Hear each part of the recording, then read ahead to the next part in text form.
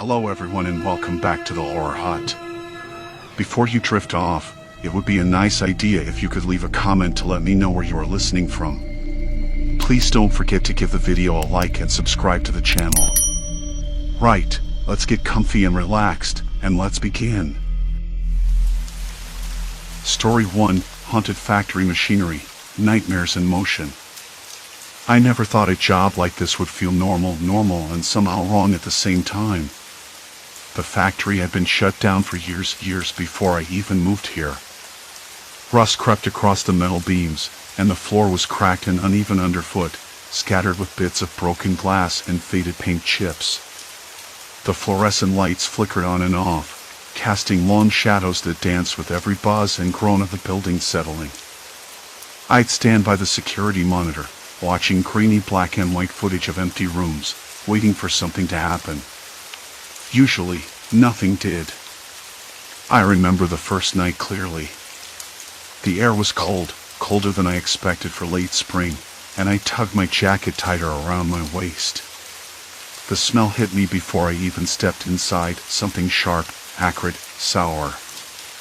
I chalked it up to old machinery oil mixed with damp concrete. The main floor smelled like that, a mix of grease and mildew, with a faint hint of something rotten I couldn't place. I told myself it was nothing. Factories always stink. The security office was a cramped little room cluttered with old paperwork and a jittery fan that sounded like it was about to give up any second. The monitor bank glowed dimly, each screen showing a different angle of the factory floor, empty conveyor belts, piles of discarded fabric, and shadows where the light didn't quite reach. I sat there, sipping lukewarm coffee, trying to stay awake. The silence was almost complete except for the occasional creak of the building and the distant hum of the city's night traffic. I figured I'd just do my rounds every hour or so. The first patrol was uneventful, empty hallways, locked doors, nothing out of place. But then, around 3 a.m., that's when things started to feel off. I heard the faintest clatter from the main processing room, a rhythmic thudding like something heavy hitting metal. The camera showed nothing, no movement, no one. Yet the sounds persisted, like ghostly echoes bouncing off the walls. I rubbed my eyes and leaned closer to the screen, the stale coffee taste lingering at the back of my throat. Maybe it was the wind shifting through broken windows or the old pipes creaking under pressure. I told myself to stop thinking about it, but I couldn't shake the feeling that I wasn't alone. Not in a physical sense, but there was something else. The factory had a pulse, a slow, mechanical heartbeat that I was suddenly very aware of. I stood up, deciding to check the room in person. The floorboards creaked under my boots as I moved towards the processing area, the air growing warmer and more pungent with each step. Then it hit me, the smell. It wasn't just rotten oil or stale dust anymore. It was unmistakably foul, like something decayed and organic. Human waste. I gagged slightly, covering my mouth with my sleeve, trying to tell myself I was imagining it. There was no sign of anyone in the room. The machines were silent, at least on the surface. But as I stood there, the faint clatter began again. I glanced at the conveyor belts. Some of the ancient rollers turned slowly on their own, creaking and groaning. The gears shifted with a slow, deliberate rhythm. No power was supposed to be running through these machines. The main breaker was off, locked out for months. I tapped the emergency light switch, and a dull red glow bathed the room. The smell grew stronger, more oppressive. My skin prickled, and a low buzzing started in my ears. I looked back at the monitors in the security room through the glass, and everything still showed empty halls. No people. No movement. A voice inside me whispered that I should leave. Just go home. But curiosity pinned me there. I knelt down and noticed something on the floor, a dark, wet smear that glistened under the emergency light. It was fresh. I swallowed hard. I wanted to tell myself it was just spilled sludge, but the smell wouldn't lie. Back in the security office, I scanned the footage again, frame by frame. Nothing. No one entering, no one leaving. The factory was supposed to be locked tight. I tried calling the day shift supervisor, but the line was dead. No answer. The clock ticked past 4 a.m. I sat back in my chair, hands trembling slightly as I poured another cup of coffee, now cold and bitter. The room suddenly felt smaller, the shadows longer. Then the intercom crackled. Static. A faint whisper.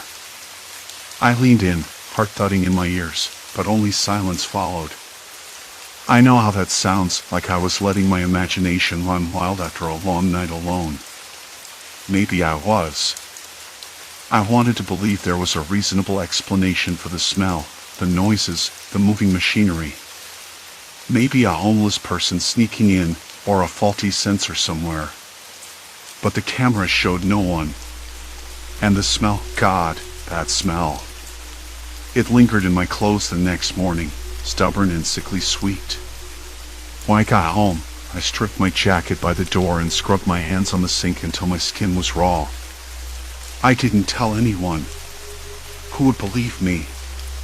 A factory that runs itself at night, processing something that reeks of human waste with no one inside? I told myself I was just tired. Overworked. Paranoia creeping in. But I knew I'd be back there that night, drawn by something I couldn't name. I didn't know it yet, but that night was only the beginning. The calm before. Silence. Complete silence. For now.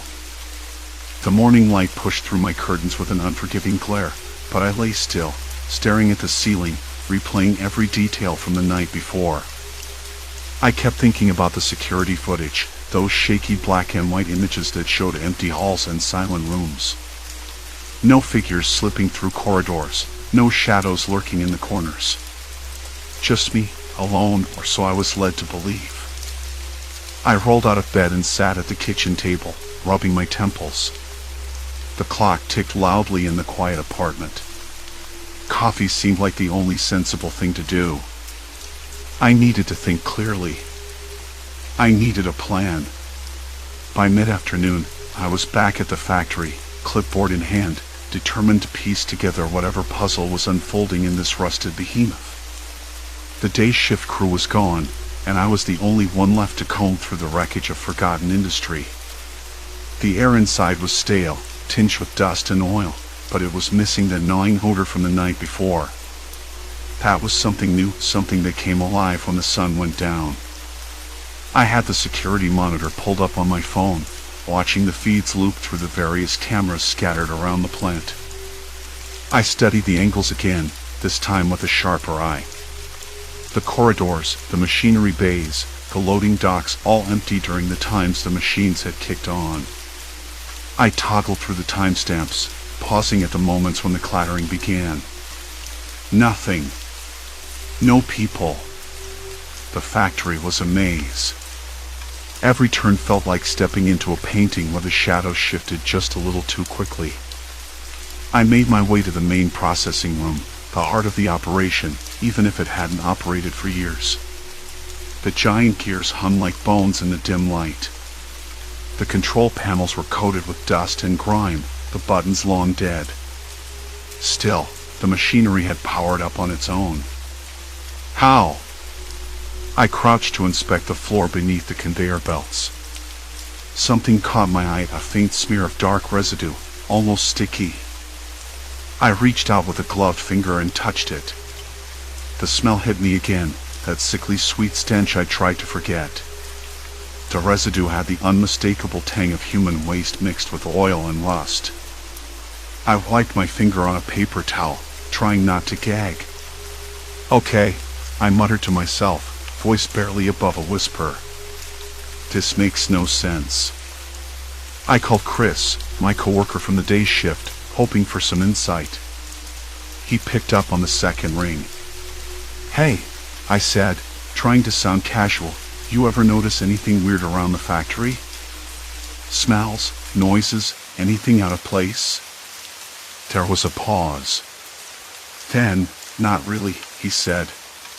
But, I mean, it's old.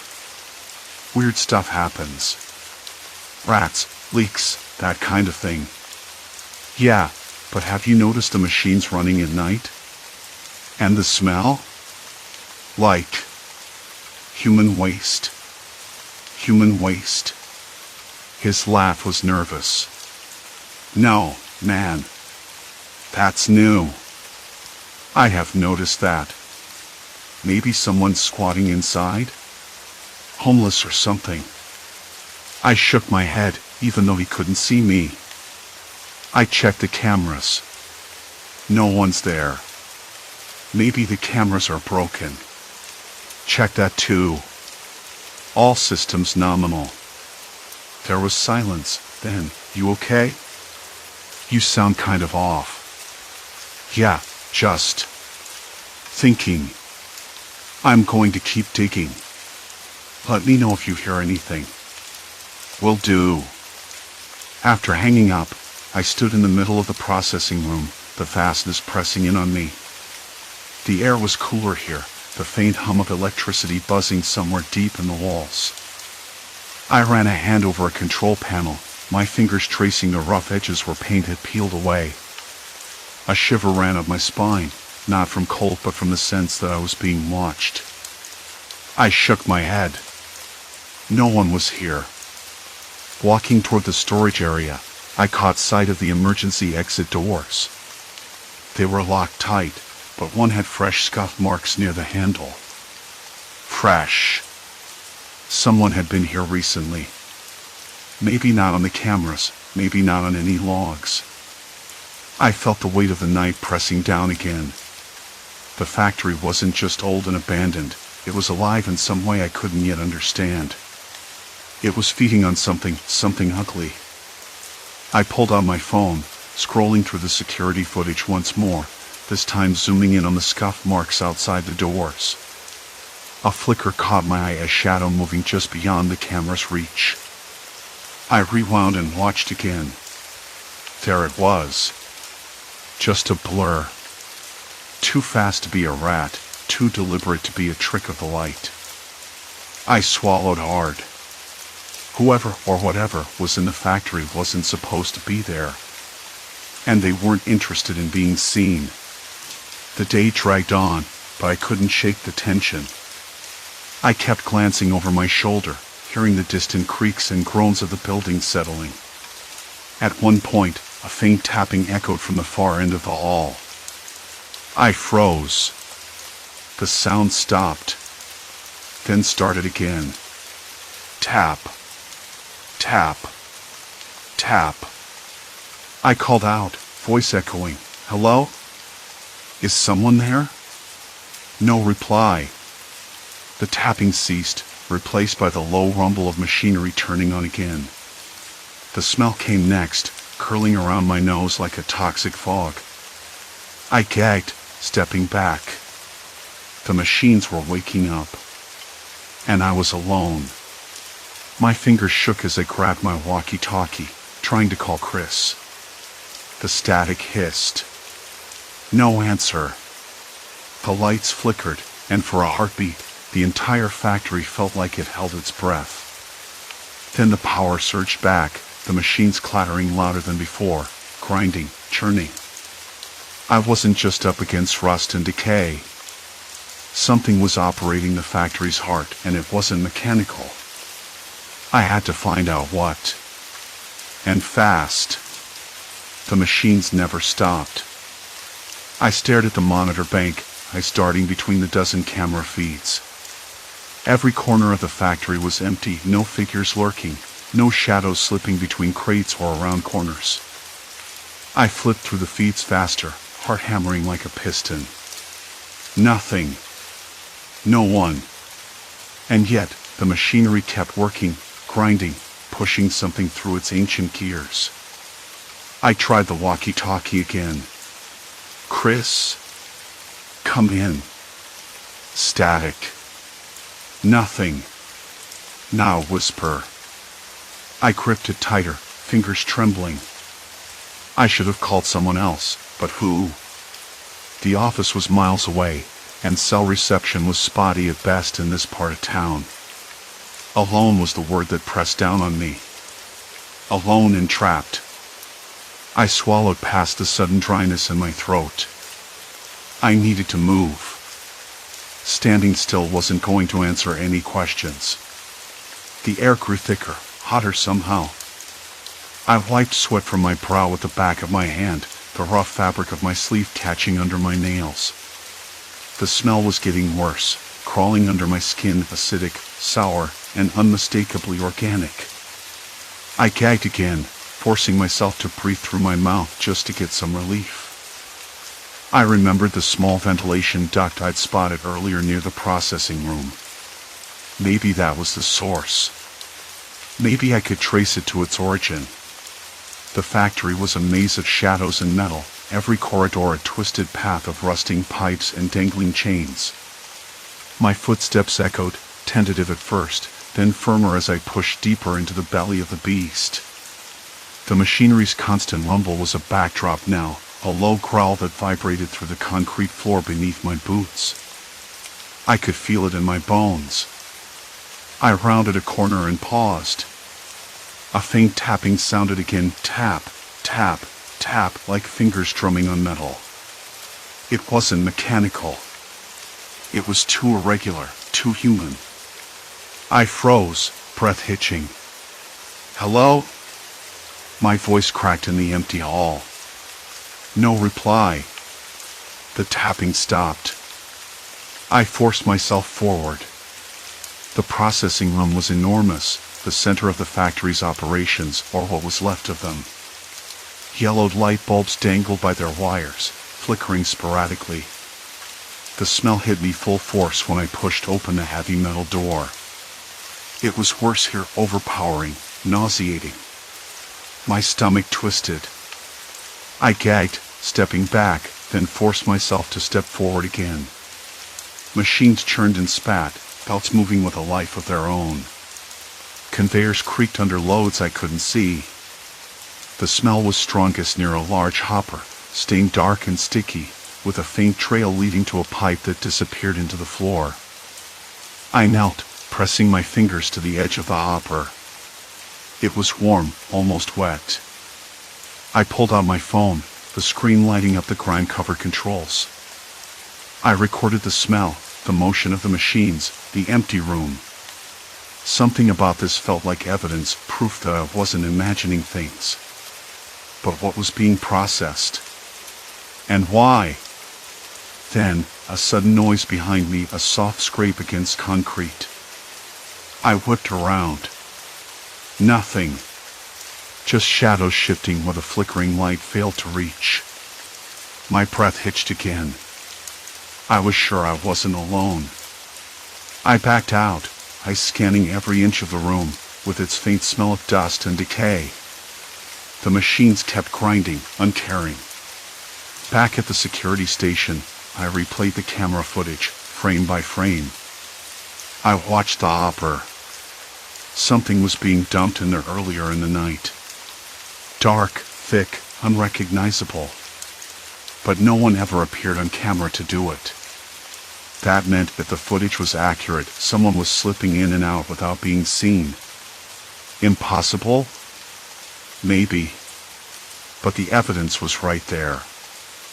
I rubbed my eyes, feeling the weight of sleepless hours and mounting dread. The factory was no longer just abandoned. It was active, purposeful, and silent about its operators. And I was trapped inside with whatever or whoever was running this silent operation. I thought of the tapping again. That irregular, human rhythm in a place where no one showed on camera. What if the cameras were being fooled? What if the person or people behind this had found a way to stay hidden? To watch me? I checked the exits. Locked. Sealed tight. No one was coming in or out without my knowledge. And Chris. Still no response. The walkie-talkie crackled with static, then died. My hands shook as I crouched by the monitors. I wasn't just an observer anymore. I was part of this. A cog in a machine I didn't understand. A cold draft brushed past me, carrying with it that sick smell again. It curled around my throat, sharp and invasive. I wanted to gag. Instead, I swallowed hard and stood. Time to move. To find the source of this operation. To figure out who was behind it. Because if I didn't, I might never leave this factory alive or sane. I grabbed a flashlight, its beam cutting through the darkness like an item, and headed toward the loading docks. The camera showed the area empty, but the faint sound of footsteps echoed ahead. Not mechanical. Not the rhythmic tapping either. Something slower, heavier. Closer. I stopped, breath caught in my chest. Hello? My voice was a whisper, barely more than a breath. No answer. Just a distant shuffle. The doors at the end of the dock creaked open a crack. And then I saw it. A shadow moving past the gap, quick and deliberate. I was no longer just inside the factory. I was inside a puzzle with missing pieces, and the person who held them was right on the other side of that door. There was no turning back now. The door creaked wider, the slow grind of rusted hinges scraping against the frame like fingernails on a chalkboard. Hey, I said, voice cracking. I'm just here to check things out. No harm. No answer. Just the heavy, dragging sound of footsteps retreating into the deeper shadows. I wanted to follow, but the knot in my stomach tightened. The factory felt alive tonight, breathing through its rusted veins, pulsing with some secret I couldn't yet name. The metal groaned, a low, mournful sound that seemed almost deliberate. Like it was warning me off. I stepped through the doorway, flashlight slicing through the stale air thick with dust and an almost electric dampness. The floor beneath was slick, uneven, and cold, coated with grime that clung to my boots with every step. The smell hit me again, that unmistakable stench of human waste, sour and cloying, but mixed with something metallic, like blood or rusted iron. My throat closed up. I glanced back at the security monitor taped to the wall near the door. Nothing. The feed showed empty corridors, silent and still. No sign of a figure or any other living thing. Just blinking static and the occasional flicker of an old fluorescent tube. I swallowed hard. This was no ordinary trespasser. Whoever or whatever was here didn't want to be seen. But why activate the machinery? Why process whatever it was that smelled so foul, so wrong? I moved deeper into the factory, the beam of my flashlight jittering as my pulse hammered in my ears. The machinery hummed quietly now, low and steady, like a heartbeat beneath the silence. Conveyor belts inched forward, rollers spinning lazily without a clear load. Pipes hissed softly, releasing bursts of steam that smelled like burnt rubber and chemicals. The factory, abandoned for years, had come alive, and I was in the middle of its twisted revival. A sudden clatter made me jump. Something heavy rolled across the floor, echoing off the metal walls. I spun toward the noise, flashlight darting frantically. A large metal drum lay on its side, leaking a dark, viscous liquid that pulled slowly across the cracked concrete. The smell hit me full force then, a sickening, unmistakable stench that clawed at my senses. I gagged, fingers curling around the flashlight so tightly my knuckles whitened. I needed to find the source. I had to know what was being processed here. But the deeper I went, the more the factory seemed to close in around me. Shadows lengthened, corners blackened, and the air grew colder, as if the building itself was drawing breath. Ahead, a narrow corridor beckoned, lit faintly by a flickering bulb. The walls were smeared with grime and streaked with dark stains. I swallowed, stepping forward, flashlight beam bouncing over a series of rusted pipes and tangled cables. Halfway down the corridor, The smell intensified, thickening so much I could taste it, bitter, sour, and utterly vile. Then I heard it, a soft, wet sound, like something being dragged across the floor. I froze. The sound stopped. Silence. Complete silence. I dared to move again, careful, slow, every nerve on edge. The corridor opened into a cavernous room, filled with gigantic machines and conveyor belts moving sluggishly. The source of the smell hit me again, stronger now, unbearable. I spotted it, a large metal chute feeding into the machinery, coated with dark, sticky residue. Near it, a pile of soiled rags and torn clothing lay discarded like trash. My mind raced. Who had been here? What was being processed? And why was it happening now, after all these years? Suddenly, a soft voice whispered from the shadows, barely audible over the factory's mechanical hum. You shouldn't be here. I spun toward the sound, heart thudding. No one was visible, just darkness folding into itself. The voice was low, almost a growl, thick with menace yet oddly tired. Who's there? I called, trying to keep my voice steady. Silence. Then the footsteps again, slow and deliberate, moving just beyond the edge of the dim light that cast long, dancing shadows. I swallowed hard, my hands trembling. I had no tool, no way to defend myself. Just a flashlight and a desperate hope that whoever this was wasn't as dangerous as I feared. Footsteps stopped. Then closer. Too close. The sweat on my forehead ran cold. I backed away, bumping into a metal crate. The flashlight flickered for a moment, then steadied. Look, I said, voice barely above a whisper, I don't want trouble. I just want to know what's going on here. A figure stepped into the light. A man, mid-30s, face gaunt and shadowed, eyes wild and haunted. His clothes were torn, stained. He looked like he hadn't seen sunlight in years. You don't understand, he said, voice ragged. This place, it's a trap. It's not just the machinery. It's what's fed into it. What they feed it. Who? Who feeds it? I asked, heart hammering. He shook his head sharply. No one knows. Not really. It's been going on for years. People disappear. Bodies, waste, whatever. It all ends here. Inside the machines. I blinked, struggling to process. The smell, the stains, the silence on the cameras. It all fit. But why? What were they making here that required this horror? The man looked at me, eyes burning. You have to get out. Before it's too late.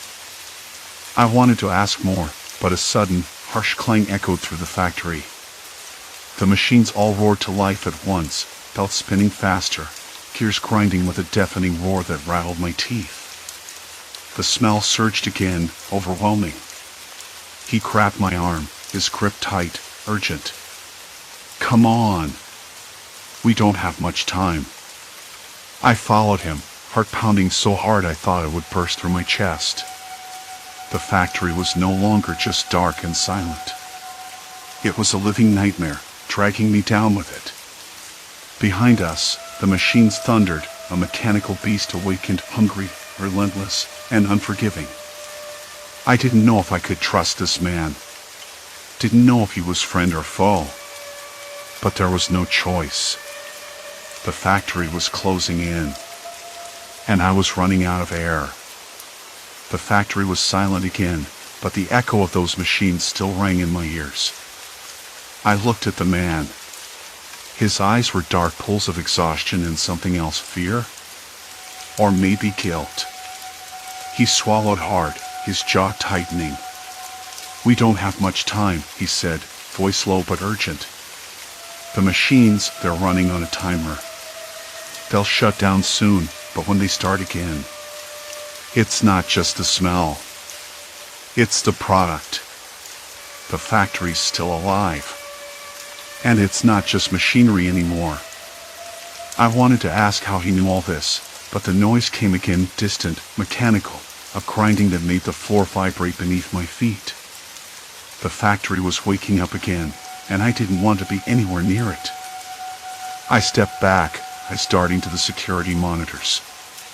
Nothing. No one. Just the blinking dots on the infrared cameras, empty corridors swallowed by shadows. Why didn't you tell anyone?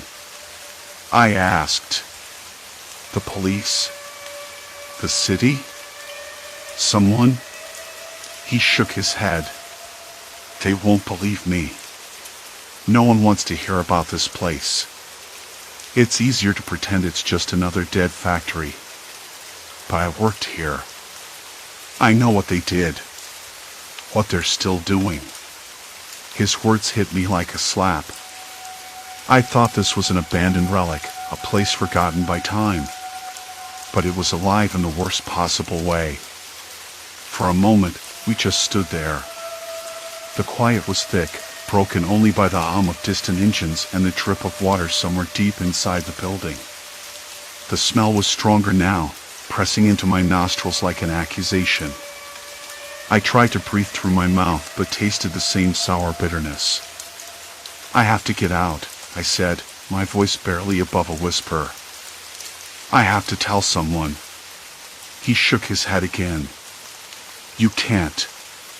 Not yet. If you leave now, they'll know someone's been inside. They'll come after you like they came after me. You think this is just about abandoned machinery? It's bigger than that. It's about control. About keeping secrets buried. The words settled over me like a heavy fog. I wanted to argue, to push past the fear and confusion, but my body was numb. I could feel my hands trembling, cold sweat slicking my palms. The man stepped closer, lowering his voice. Listen, there's a way out through the loading docks. But it's not safe. They have cameras, hidden ones. Motion sensors. You have to move slowly, stay in the shadows. I nodded, more out of habit than understanding. The factory, this place, had swallowed so many stories I couldn't begin to untangle them all. We moved together through the labyrinth of rusting machinery and broken conveyor belts. Every footstep echoed like a drumbeat in the cavernous space. I kept my eyes on the dim monitors, watching for any sign of movement, any hint that we were being watched. The smell grew worse the closer we got to the loading docks. It was like walking through an invisible wall of rot and decay. My throat tightened, and I gagged once, swallowing hard to keep control. Why would they use this stuff? What are they making? I whispered, the question burning in my throat. He hesitated. It's not just waste. It's a byproduct. Something they process and sell. Something no one's supposed to know about. I wanted to press for more, but the sudden click of a metal latch snapped me back to reality. A door, somewhere nearby, squeaked open. We froze. Go, he hissed, gripping my arm again. We slipped into a narrow corridor, the walls damp and crumbling. The scent followed us, relentless, but the sound of footsteps faded. Outside, the night air was cool and sharp against my skin.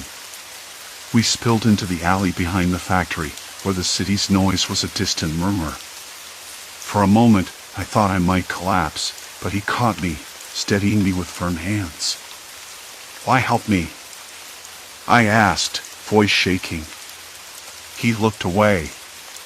Because someone has to. Because I can't keep running forever.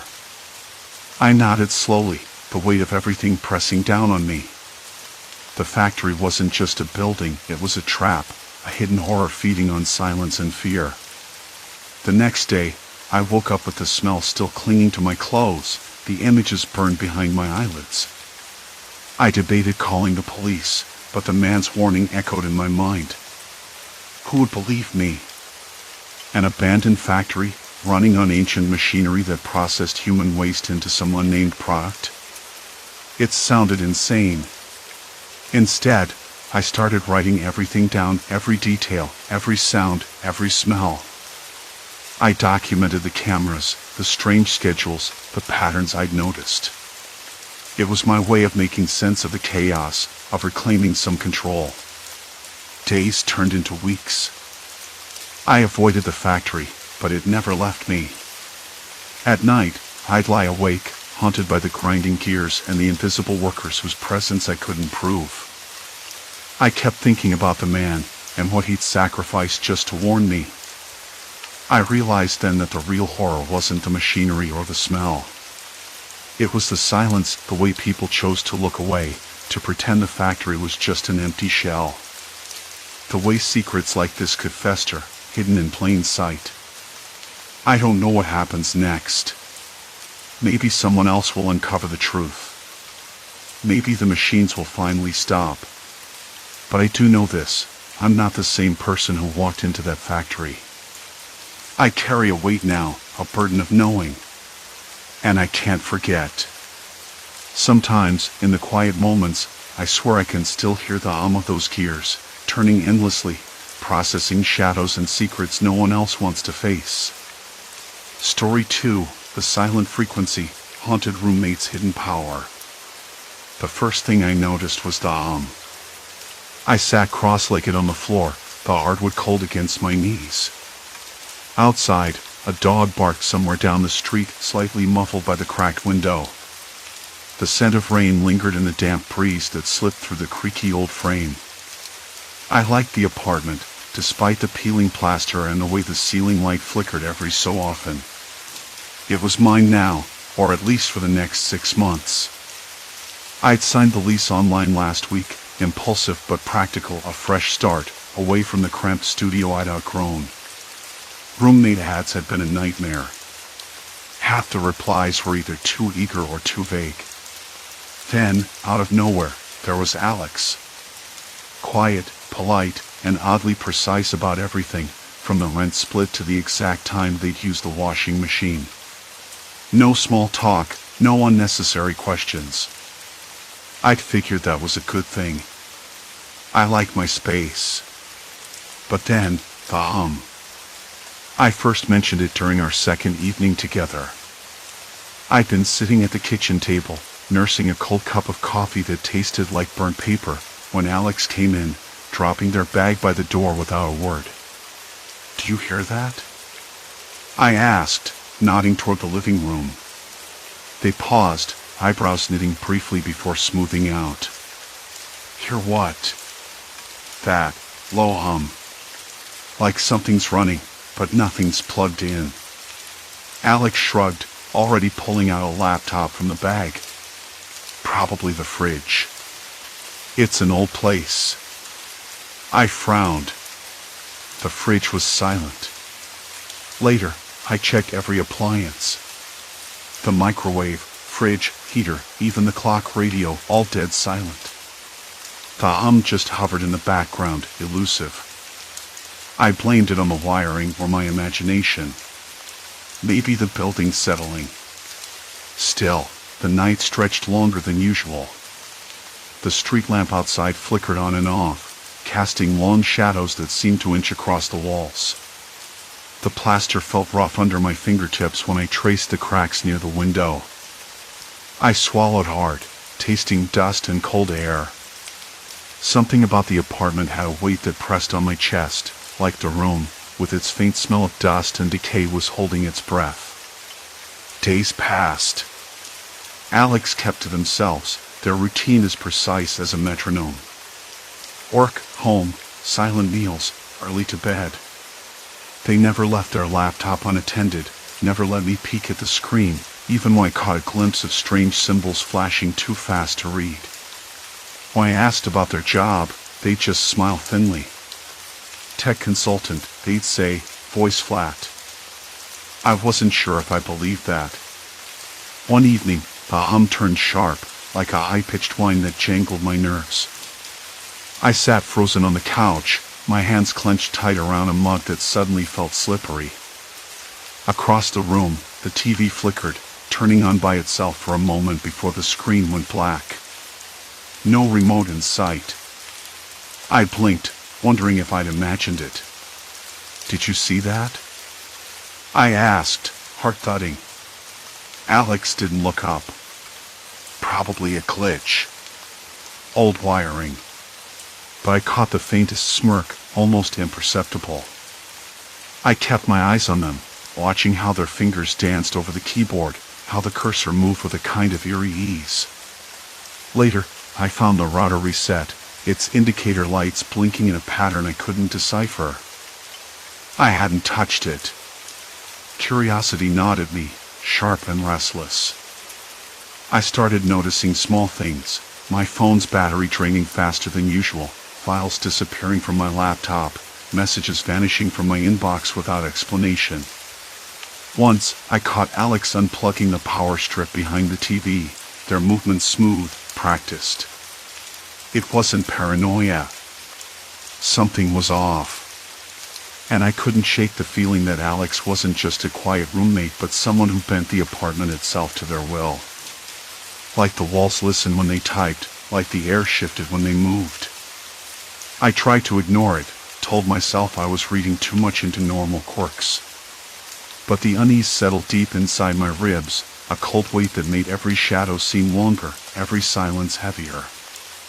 Then, last night, I woke up to my phone buzzing. I grabbed it, heart pounding, but the screen was blank. No notifications. Just the home screen, locked tight. I tried to unlock it, but the passcode wouldn't work. Not mine, not anything I could guess. I tossed the phone on the bedside table, the screen going dark. The room was still except for the faint hum, rising again like a tide pulling me under. A soft click came from the door. It opened an inch. I didn't move. "Alex?" I whispered. No reply. The door stayed cracked, the hallway light spilling in a thin line across the floor. I wanted to tell them to stop, to explain that this wasn't a game. But the words caught in my throat.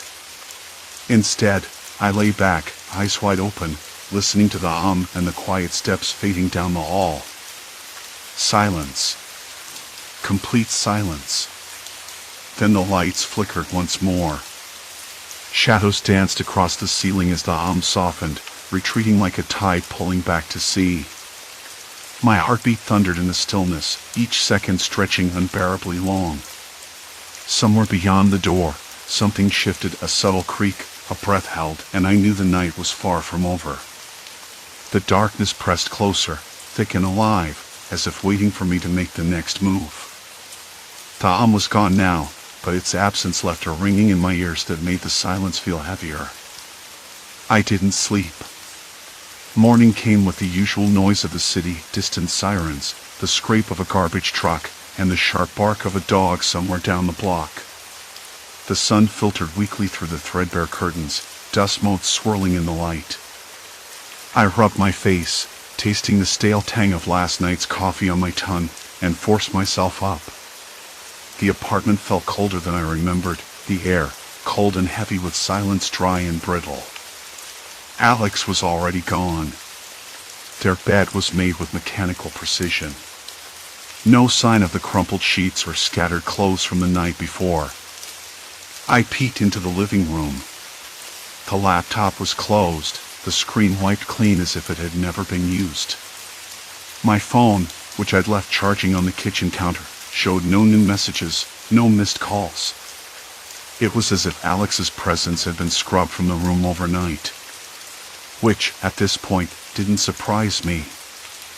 I wrapped a rough cotton towel around my shoulders and went to the kitchen. The sink was spotless, no dishes piled up.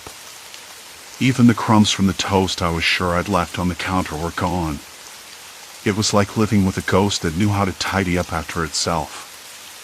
I sat down at the small table, the cheap laminate surface sticky in places. My fingers traced the worn edge, thinking. There had to be a pattern, something concrete to hold on to. I started with the router. The little box sat blinking in the corner, its light steady and unremarkable. I opened my laptop and logged into the admin panel. The device's history showed a flurry of connections in the early hours of the morning, IP addresses I didn't recognize, but they vanished like footprints in fresh snow after a few minutes. Someone or something was deleting the records. I felt the familiar twist in my gut, that knot that tightened every time I thought about Alex. I was watching a master illusionist at work. Next, I checked the apartment security camera, the one I'd installed for my own peace of mind. The feed was offline. No error message, no blinking red light. Just dead silence from the device, as if unplugged. I hadn't seen anyone near it, but the footage from the previous day was missing entirely. No explanation, no warning. I leaned back, the chair creaking under me. The silence was suffocating. Then, a text popped up on my phone. From an unknown number. Stop looking. No signature. No hint of who it might be. My fingers trembled as I stared at the message. I wanted to throw the phone across the room, but I knew better. Anger wasn't going to get me anywhere. Instead, I typed back, "Who's this?" No reply. I looked up, startled by a soft knock at the door. Not the usual knock either. This one was deliberate, slow, like a code. I swallowed hard and went to open it. No one was there. Just a plain white envelope taped to the doorframe, fluttering slightly in the draft. I picked it up, the paper cool and smooth under my fingers.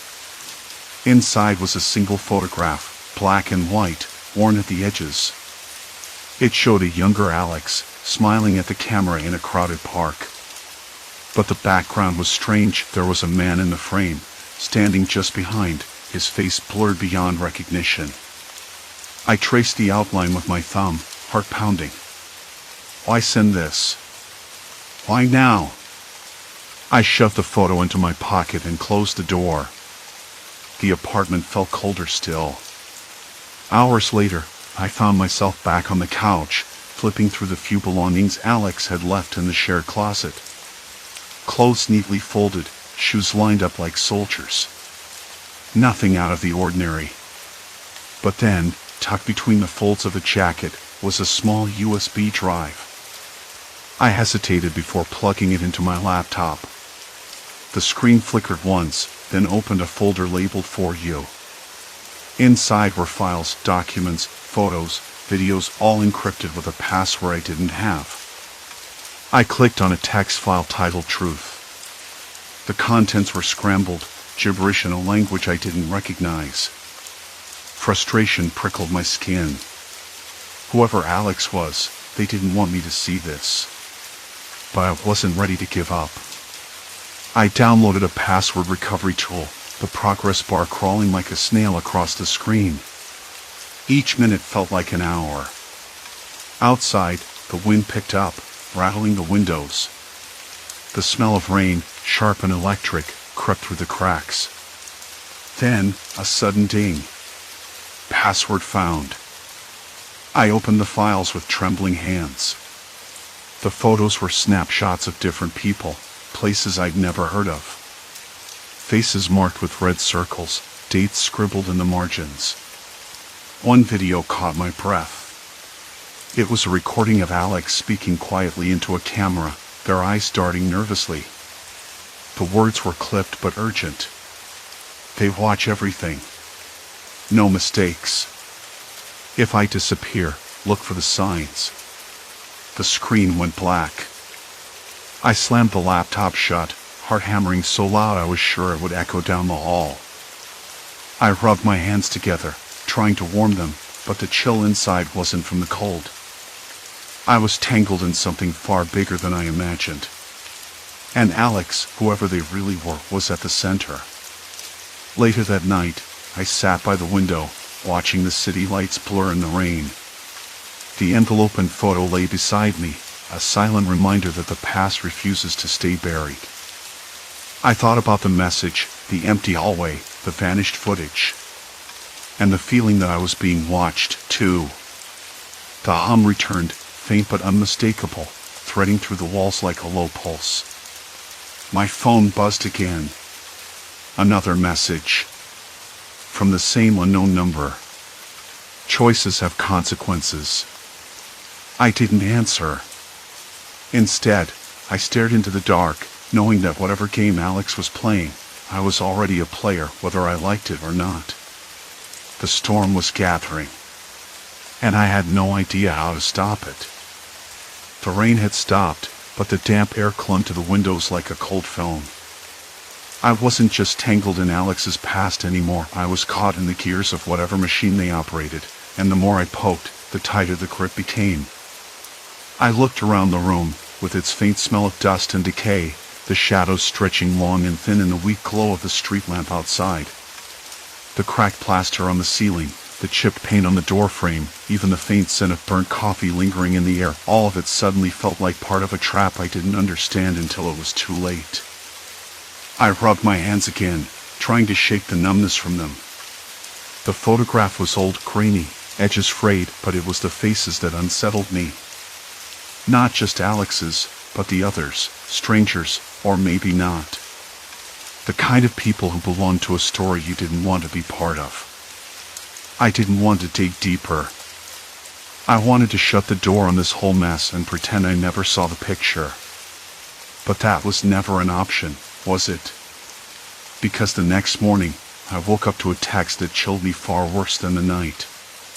Choices have consequences. No name. No number.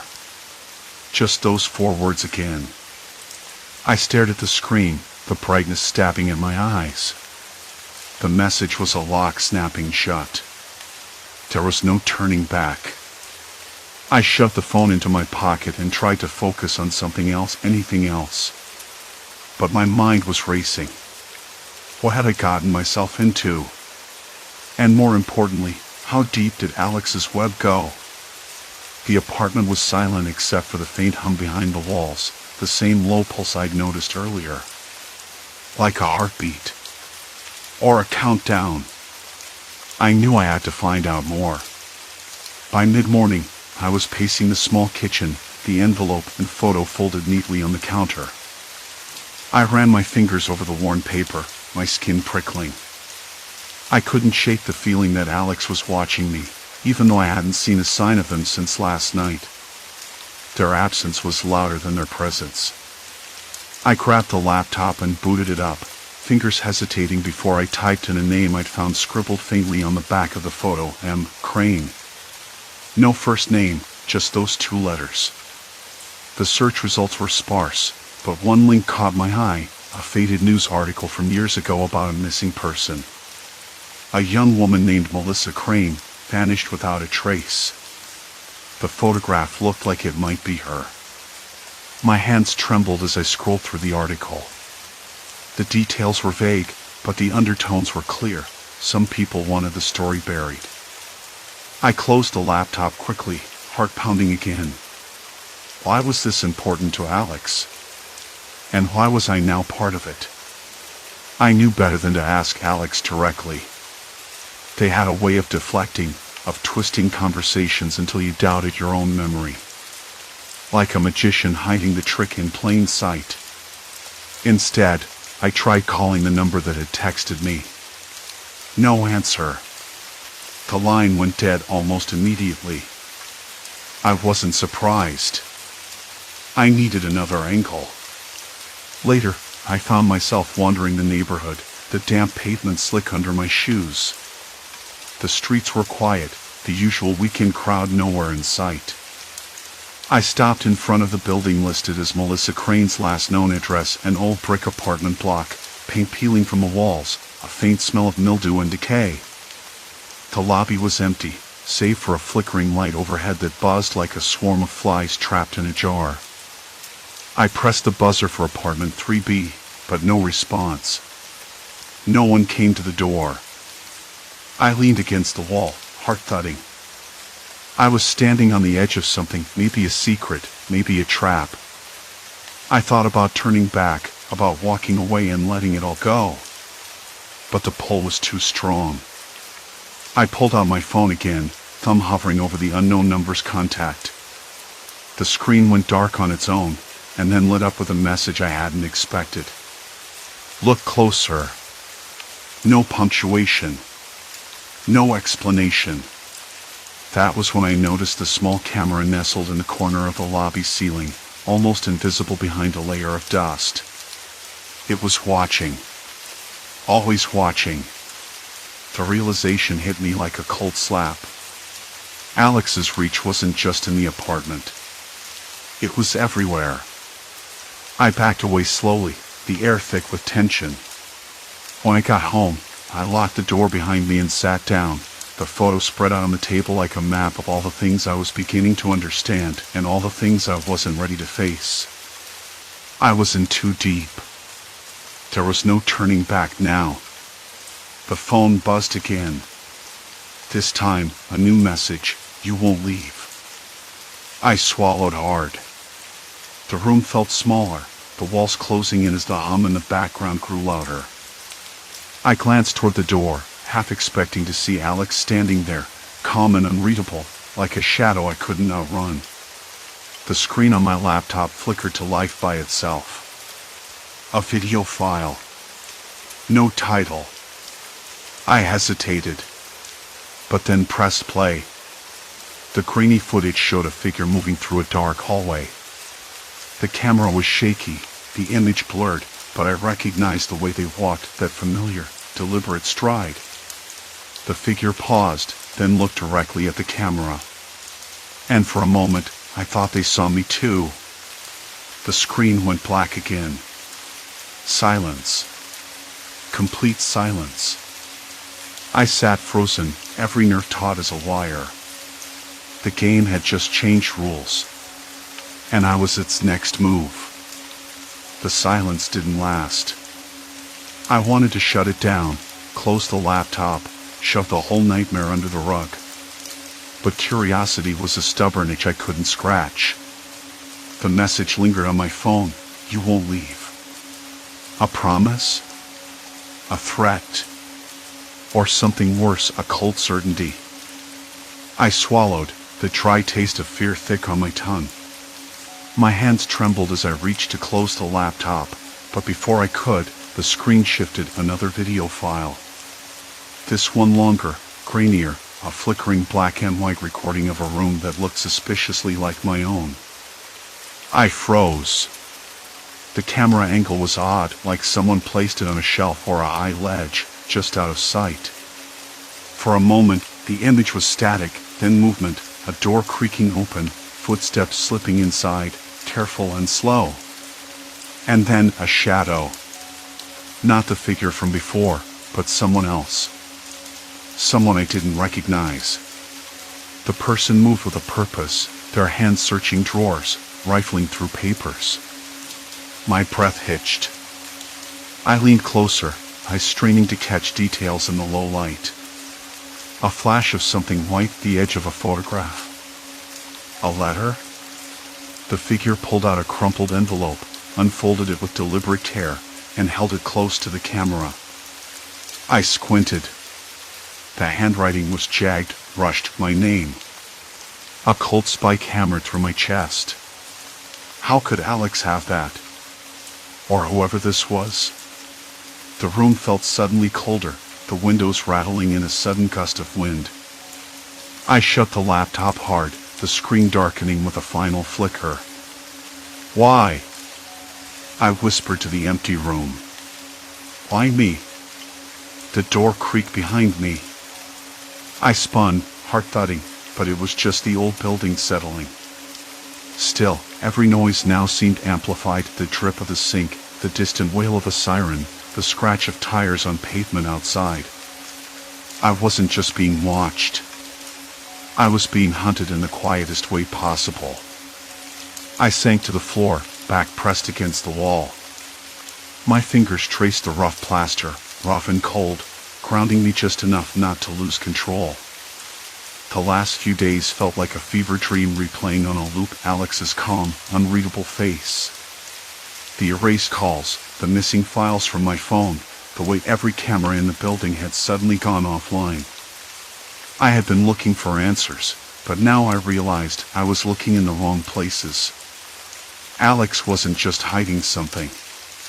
They were controlling the narrative, rewriting the rules in real time, erasing the evidence of their existence like shadows disappearing at dawn.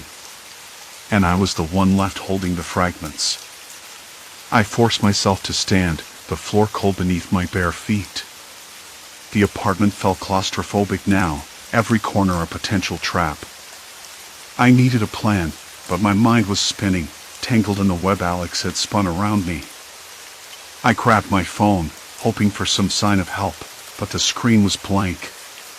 No signal. No messages. No calls. The building itself seemed to be swallowing every connection to the outside world. I tried the Wi-Fi, dead. Not a single bar. Panic clawed at me, that familiar itch creeping under my skin, but I pushed it down. There was no point in losing it now. No one was coming. I thought back to the envelope in the video, the handwriting, my name, a trace of something personal. I had to find it. If Alex or whoever was trying to tell me something, it was buried in that piece of paper. I rummaged through the apartment, opening drawers and cabinets with mounting desperation. The dim light cast long shadows that flickered when I moved. My fingers brushed against a stack of old letters tucked away in the back of a drawer in the living room. I pulled them out, heart racing. The top envelope was yellowed, creased, and yes, addressed to me. Hands shaking, I tore it open. Inside was a folded letter, the ink smudged but still legible. You don't know who you're dealing with. Stay out, or you'll lose more than you think. No signature. No sender. Just those chilling words, soaked with warning. The building groaned again, a deep rumble that set my teeth on edge. I glanced toward the door, half expecting Alex to be standing there, calm and unreadable. But the hallway was empty, swallowed by darkness. I was alone. Or so I thought. Suddenly, my phone buzzed, finally. A message from an unknown number. You're playing a dangerous game. One you can't win. My breath hitched. The words felt like ice water poured over my skin. The line between hunter and hunted was disappearing fast. I was in too deep, tangled in a trap I didn't understand. I stuffed the letter into my pocket and backed away from the door. The walls closed in tighter still, the hum rising to a deafening pitch. A faint tapping sound started near the window, soft, rhythmic, deliberate. I edged closer, heart pounding. Outside, the street was empty, but the tapping persisted. I pressed my ear to the glass. It wasn't rain. It wasn't a branch. It was deliberate, like a message in Morse code, or a warning. I turned away, my skin prickling. The game had shifted again. I wasn't just the next move. I was the target. And the clock was ticking.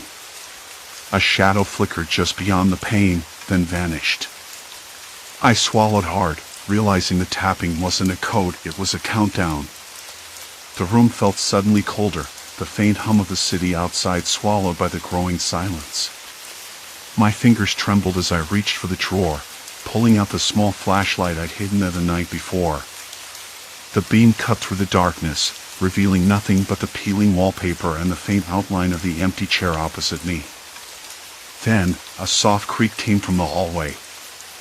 I froze, the flashlight snapping off in my hand. Footsteps, slow, measured, were approaching the door.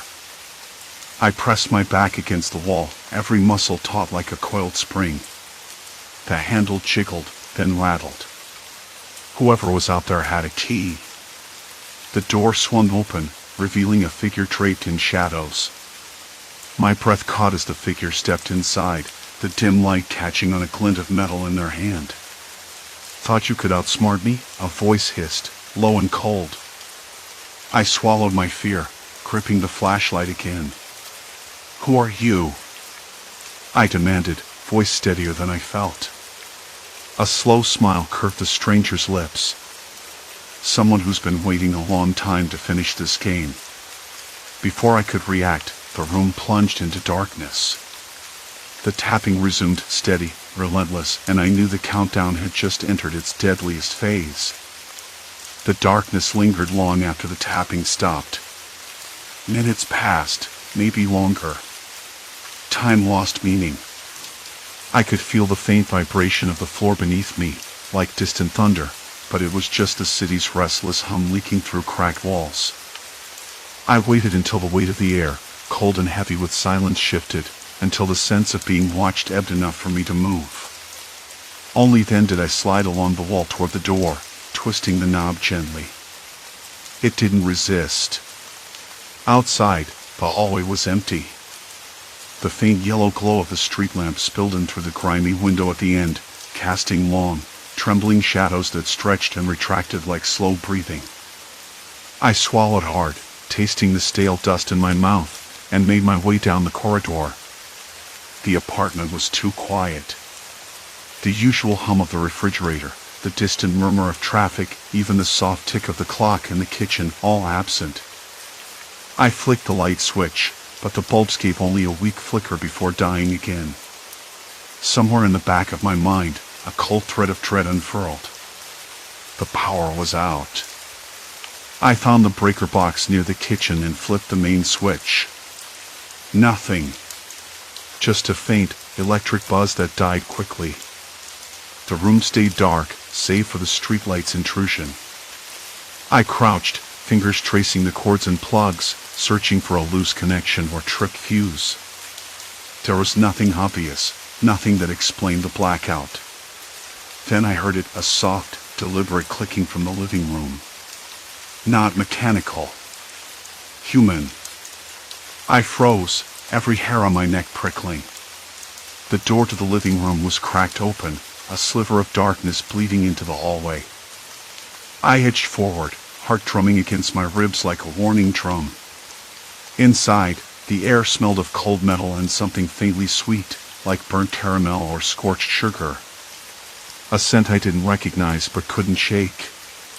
The source of the clicking was a small device on the coffee table, a phone, or maybe a remote. It blinked steadily, a single red light pulsing like a heartbeat. I crouched and reached for it cautiously, half expecting the stranger to spring out from the shadows. My fingers closed around the device's cold plastic just as a voice whispered from behind me. "Looking for this?" I spun around. There he was, my roommate, standing in the doorway, face half illuminated by the blinking light. His eyes held that same icy calm, but there was a flicker of something else now, maybe amusement or satisfaction. "Why?" I asked, voice hoarse. He stepped forward, the soft tap of his shoes muffled by the threadbare rug. "You really thought you could catch me in a slip? I'm not just a tenant. I'm a ghost in this building. You won't find me where you expect." His words settled over me like a shroud. I looked at the device in my hand, realizing it wasn't just any remote but a jammer, something designed to disrupt signals, erase digital footprints.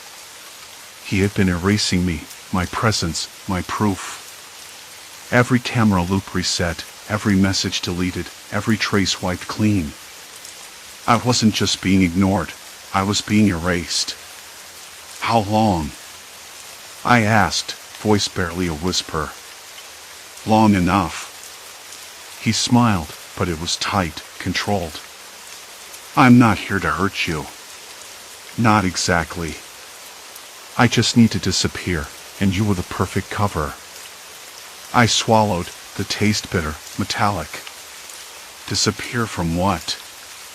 He hesitated, and for the first time, his mask faltered. "People looking for me. People who don't play by any rules. If they find me, it's not just eviction notices or police reports. It's worse. I nodded slowly, piecing it together. The missing files, the erased calls, the strange absences. A life built on shadows, on running. But why bring me in?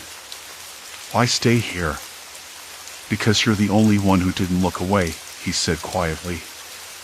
And because I needed someone to believe I was real. The words hung heavy, deeper than any apology. I realized then that the invisible game he played was not against me but against a past that clawed at his heels. A past I had unwittingly stepped into. We stood there, the silence stretching between us, punctuated only by the faint blinking of the device. Outside, the city breathed on, oblivious, indifferent. "Where'd you go now?" I asked, feeling the weight of inevitability settle in my chest. He looked toward the window, shadows pooling in the corners of his face. "Somewhere they won't find me. Somewhere I can start over." I wanted to ask if I could come with him, if I could help, but the words stuck in my throat. Instead, I nodded, understanding that some battles were fought alone. The next morning, the power returned, the apartment suddenly alive with buzzing appliances and daylight spilling through grimy windows. I woke on the worn couch, the remnants of last night's fear still clinging to my skin like a second layer. He was gone. No note. No trace. Only the faint scent of burnt sugar lingering in the air, a whisper of his presence. In the days that followed, I found myself haunted not by ghosts or shadows, but by the quiet spaces he left behind. I checked my phone obsessively, hoping for a message, a sign, anything. But the screen remained stubbornly blank.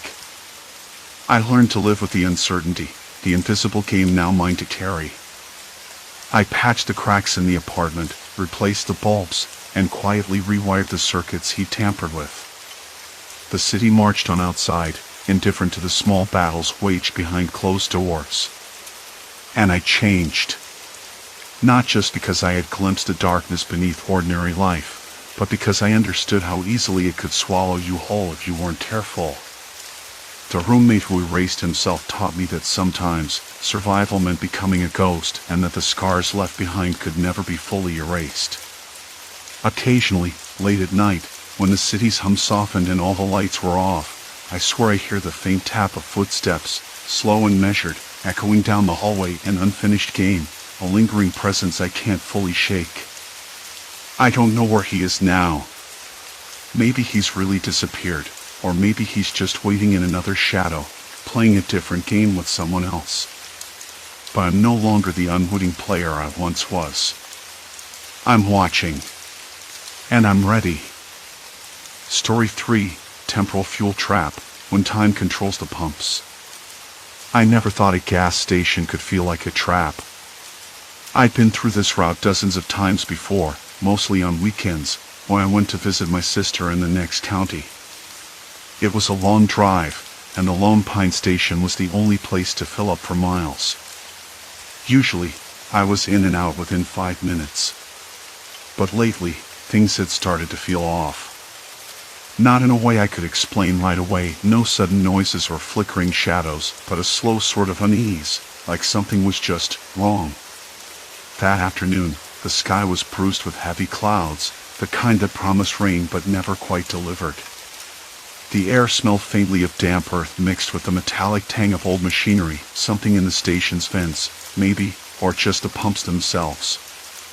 I pulled my car in next to pump number 3, the one closest to the small convenience store.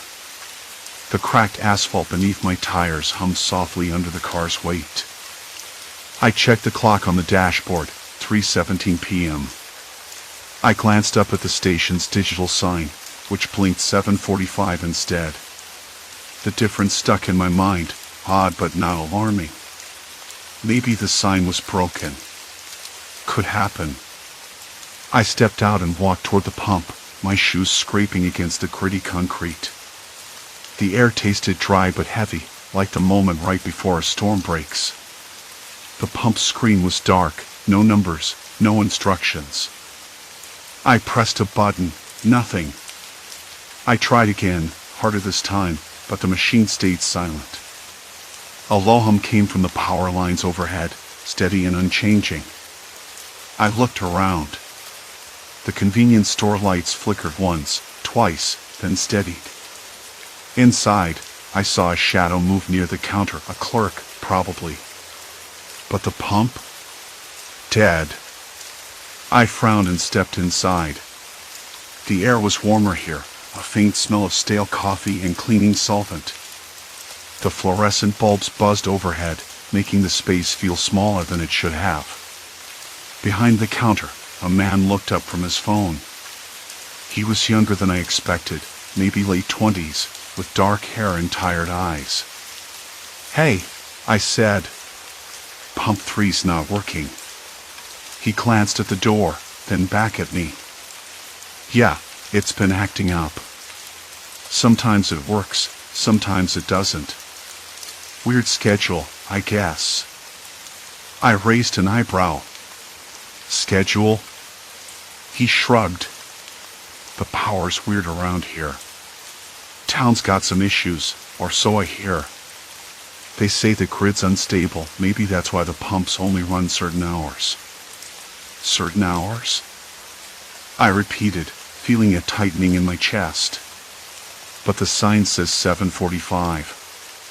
It's 3:17 right now." He nodded. "Exactly. The pumps don't match the clocks. They work when the power's on, and that's on some kind of loop nobody can figure out. Drivers get stuck all the time." I laughed, but it was hollow. "Sounds like a bad joke." He smiled, but it didn't reach his eyes. "You're not the first to say that." A sudden beep from the pump startled me. I turned just in time to see the screen flicker to life, numbers counting down. I grabbed the nozzle eagerly, but before I could insert it, the screen went black again. "What the hell?" I muttered. The clerk looked at me, face unreadable. "Welcome to Lone Pine." I stepped back outside, rubbing my hands together. The wind had picked up, carrying a faint scent of burnt rubber and something less definable, like old wires, or maybe ozone. Somewhere in the distance, a dog barked sharply, then silence fell again. I sat in my car, staring at the pump, wondering how long I should wait. The clock on my dashboard ticked steadily while the station sign blinked on its own rhythm.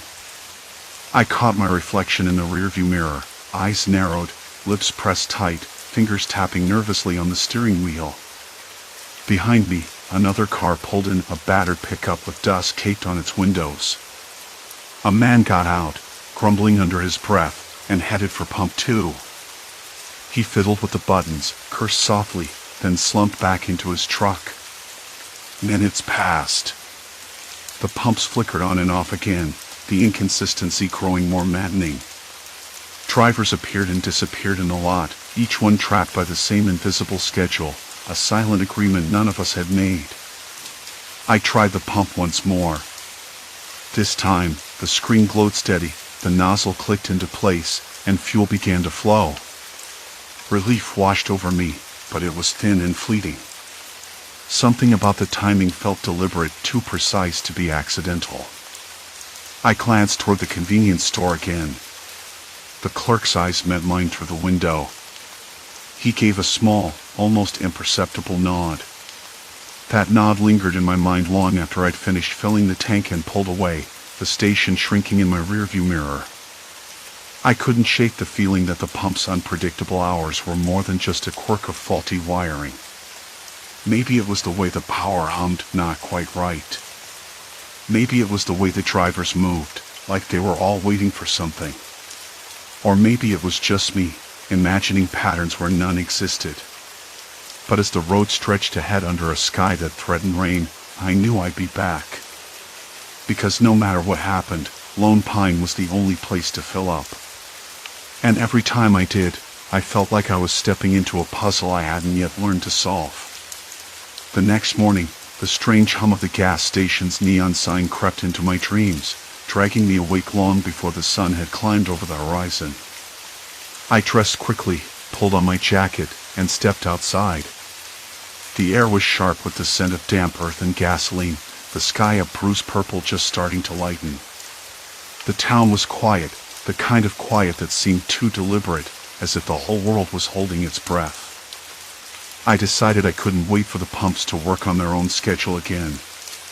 If the station was a puzzle, I needed to pry it open. Back at the gas station, the pumps sat silent, their digital displays flickering irregularly, sometimes showing numbers, sometimes just blank screens.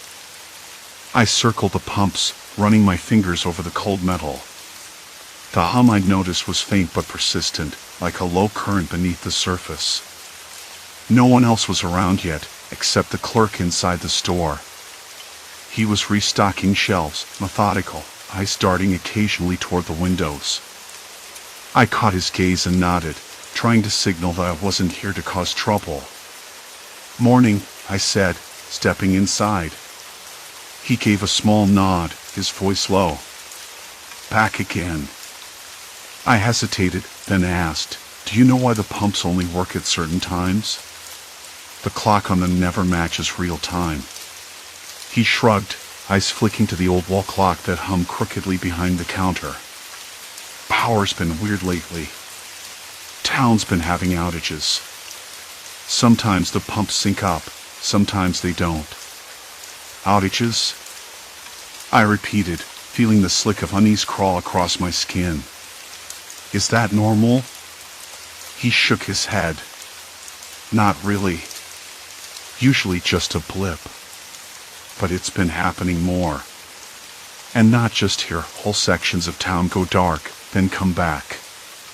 Like someone's flipping a switch." I glanced toward the window.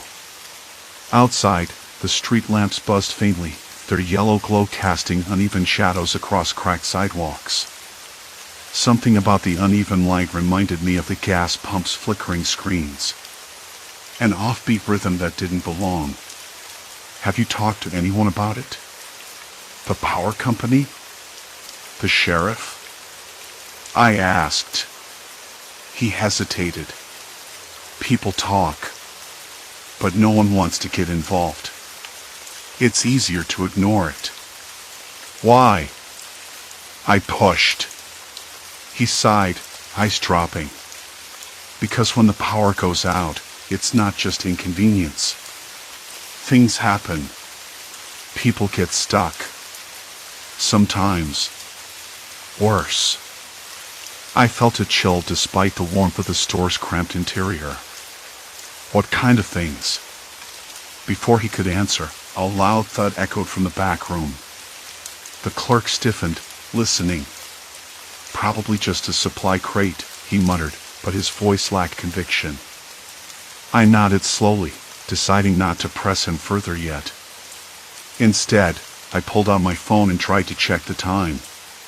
The signal was weak, flickering between no service and one bar. I wasn't surprised. Lone Pine wasn't on the map for reliable cell coverage. "I'm going to check the pumps again," I said, heading back outside. The sun was rising now, casting long shadows that stretched like fingers across the parking lot. The air tasted metallic, and somewhere nearby, a dog barked, sharp, anxious. At the pumps, I noticed something I hadn't before. The meter panels beneath the screens were scratched, almost deliberately, as if someone had tried to erase or obscure information. I crouched to get a closer look. The labels were worn, numbers and letters barely legible. I ran a fingertip over the rough texture, wondering who had been here before me and what they might have seen.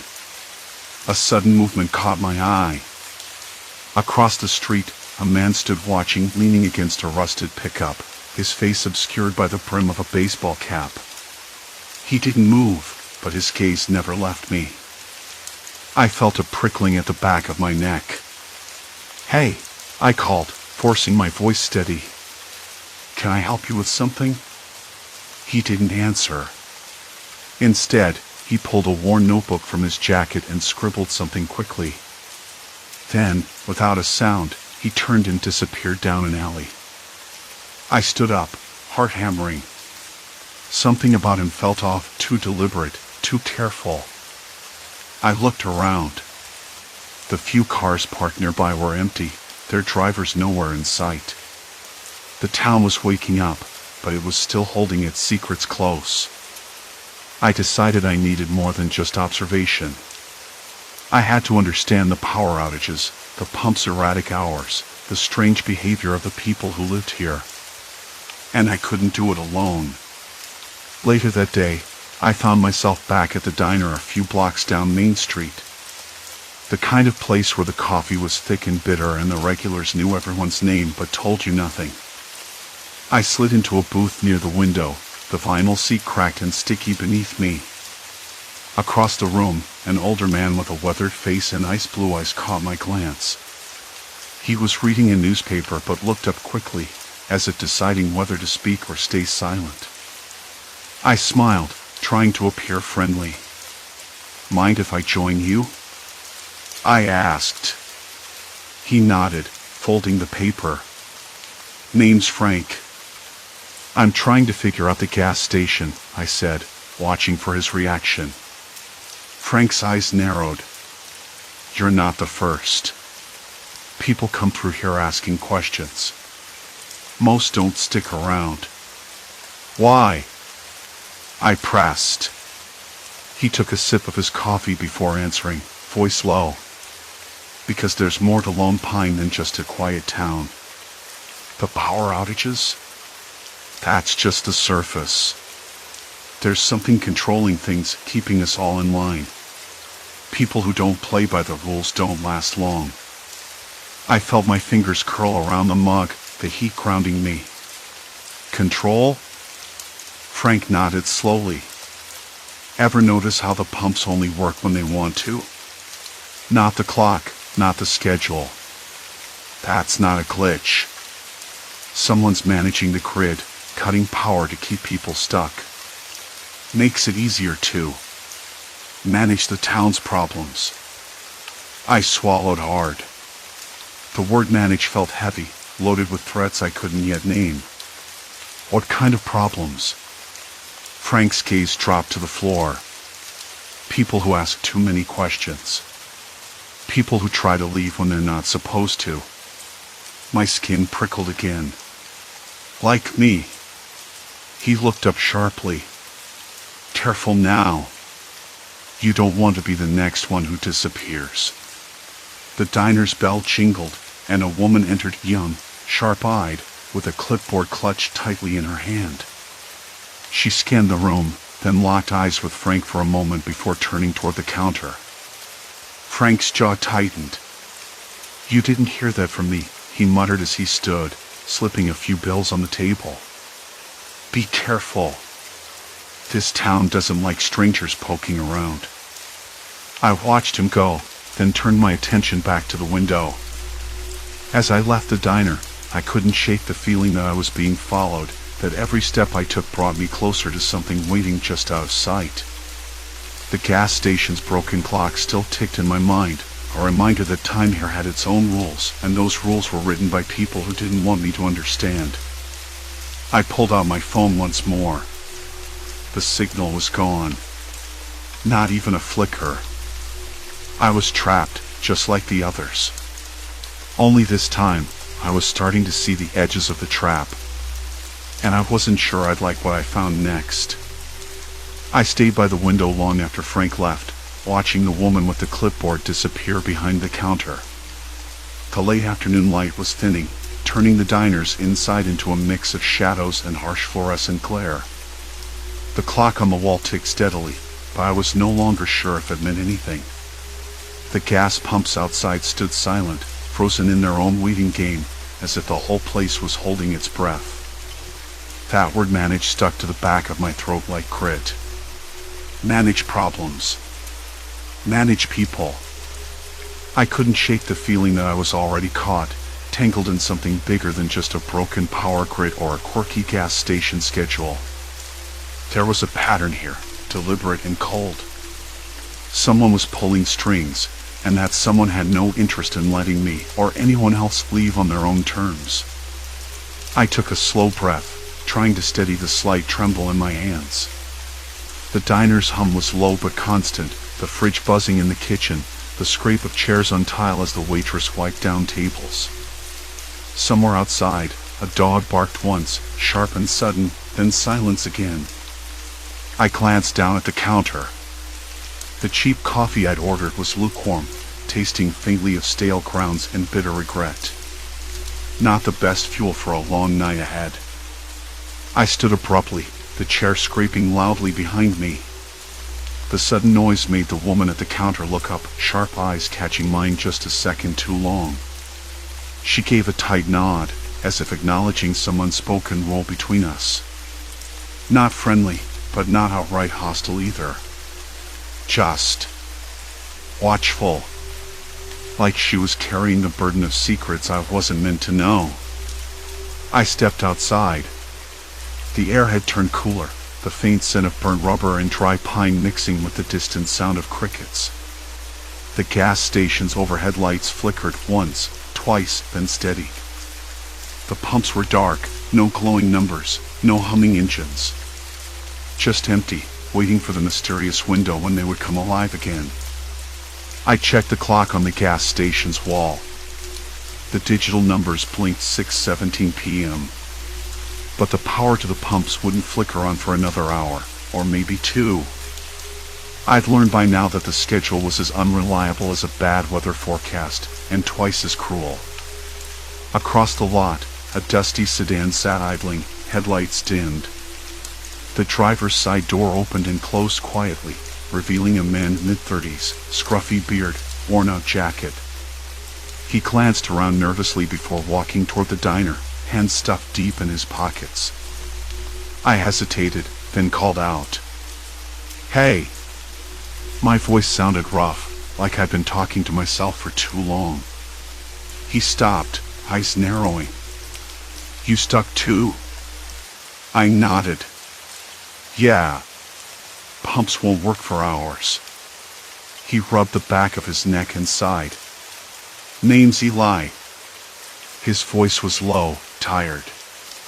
"Been trying to get out of here since this morning." "Me too," I said. "Did you see anything? Anyone? Something that might explain all this?" Eli looked around as if the shadows themselves might be listening. "There's talk. Folks say the power's being cut on purpose. To keep people from leaving, keep them quiet." He glanced back at the gas station. "And someone's watching." I swallowed hard, the unease curling tighter in my gut. "Watching? Like security cameras?" He shook his head. "No, worse. People. Some kind of patrol. They go around after dark, checking on stranded cars, making sure no one's sneaking off." His voice dropped.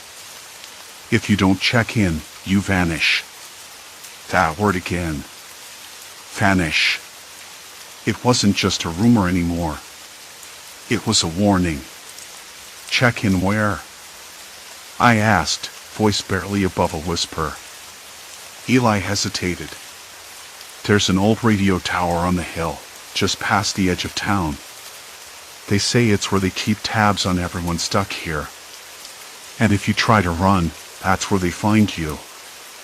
I pictured the tower, an awkward, rusted skeleton against the night sky, blinking with cold red lights. The idea of someone monitoring every move I made the air, cold and heavy with silence suddenly thick, hard to breathe. "Why?" I asked, but Eli shrugged, the hopelessness clear in his eyes. "No one knows for sure. Some say it's the town's way of controlling what happens here.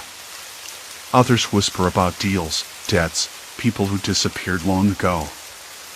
I don't know. Just know you don't want to be the one who tries to leave without their say." My mind raced. If the power was being manipulated to trap people, and if patrols were watching, then this wasn't just a matter of waiting out random outages. I was caught in a trap with no obvious escape. I glanced back at the pumps. Not a single flicker. The clocks, the lights, the people, everything pointed to a deliberate, suffocating control. But why? What had I stumbled into? Have you tried talking to the woman with the clipboard? I asked, nodding toward the diner. Eli's jaw tightened. No. She's not just a clerk. She's part of the operation. Keeps track of who's here, who's gone. Acts like she's helping, but really, she's just another chain. I shivered, suddenly aware of how exposed I was. The town was a cage, and every person I met was either a prisoner or a guard in disguise. I wanted to leave. I needed to. But the rules were clear: leave without permission, and you disappeared. The diner's bell jingled again, cutting through the quiet. The woman with the clipboard emerged, eyes scanning the lot. They landed on Eli and me, sharp and calculating. Time's almost up, she said quietly, voice smooth but hard. If you want gas, you'll have to wait for the next window. Eli's face darkened. Or you can leave now and hope they don't come for you. I swallowed. The weight of those words pressed down on me, heavier than the stale air or the fading light. Hope was fragile here, dangerous, even. I glanced at Eli. What do we do? He shook his head. We wait.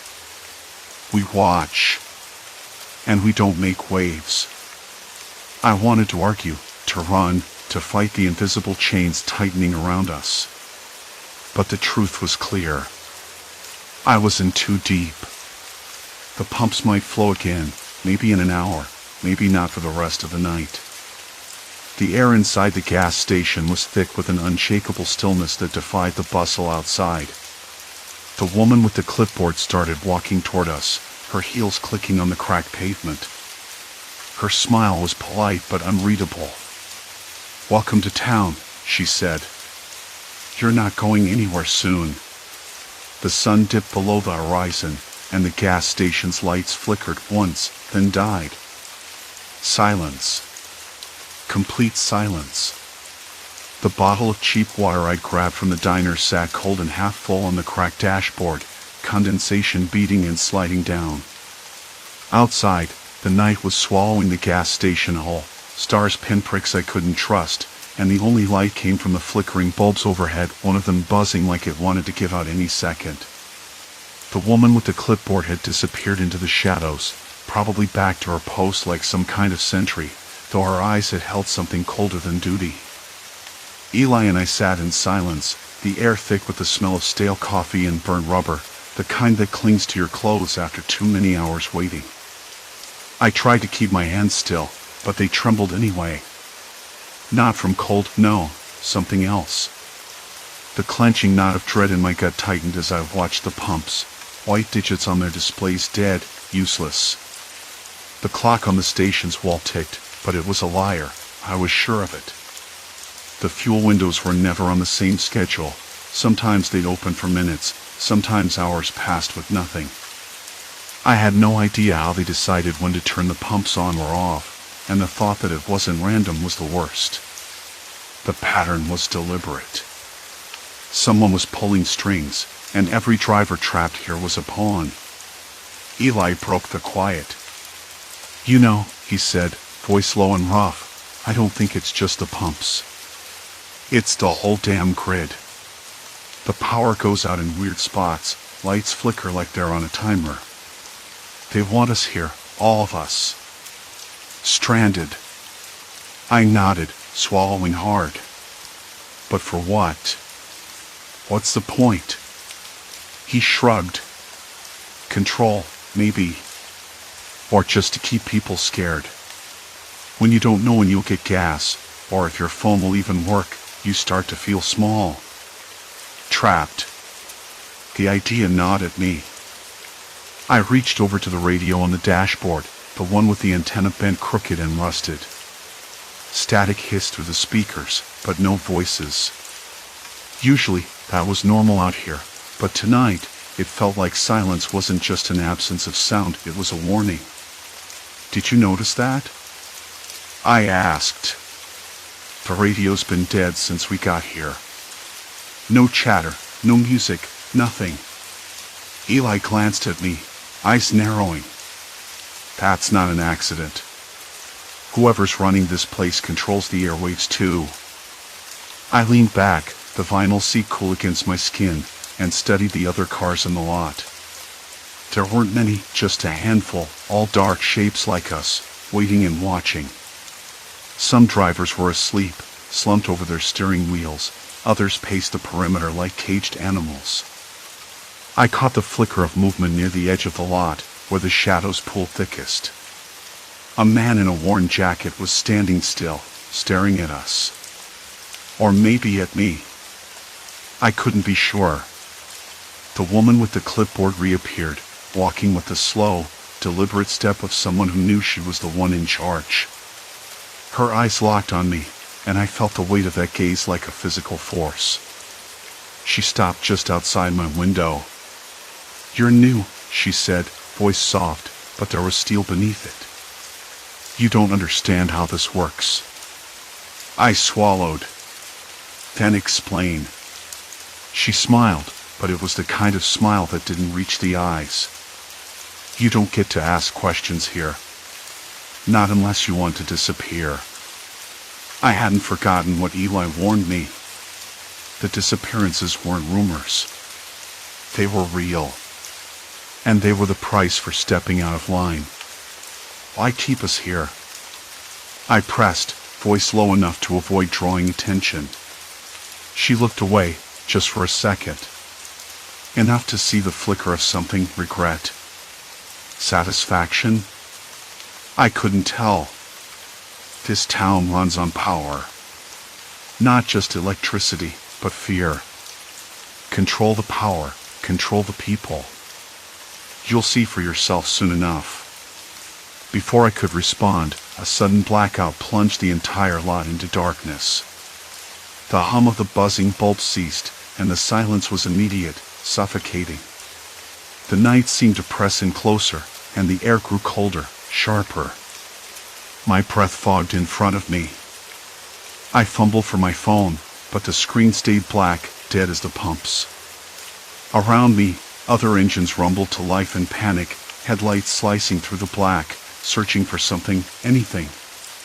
The man in the worn jacket disappeared into the shadows like a ghost. Then, just as suddenly, the dim light that cast long, dancing shadows snapped back on, brighter, harsher, spotlighting the gas station like a stage set for some cruel play. The pumps flickered alive. The screens blinked their numbers back to life, but the digits made no sense, jumping forward and backward like a broken clock. I glanced over at Eli.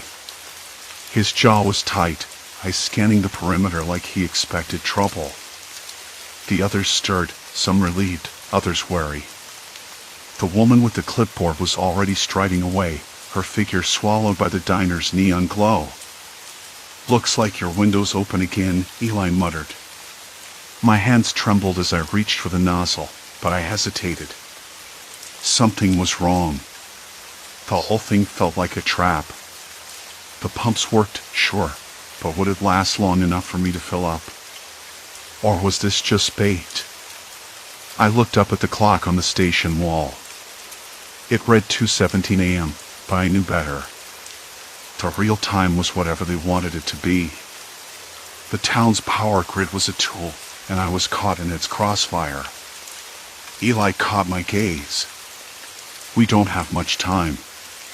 The line of cars began to inch forward, engines idling, headlights reflecting off the cracked asphalt. Drivers exchanged nervous glances, some muttering curses, others silent and resigned. I could feel the tension coiling tighter with every passing second. Waiting was no longer an option. I stepped out of the car, the cool night air biting at my skin, and grabbed the pump handle. The plastic felt rough and sticky in my palms, coated with grime and something else, oil, maybe, or dirt from 1,000 hands. The smell hit me first, gasoline and something metallic, like blood. I shook the thought away. I hoped it was just the rusted pipes.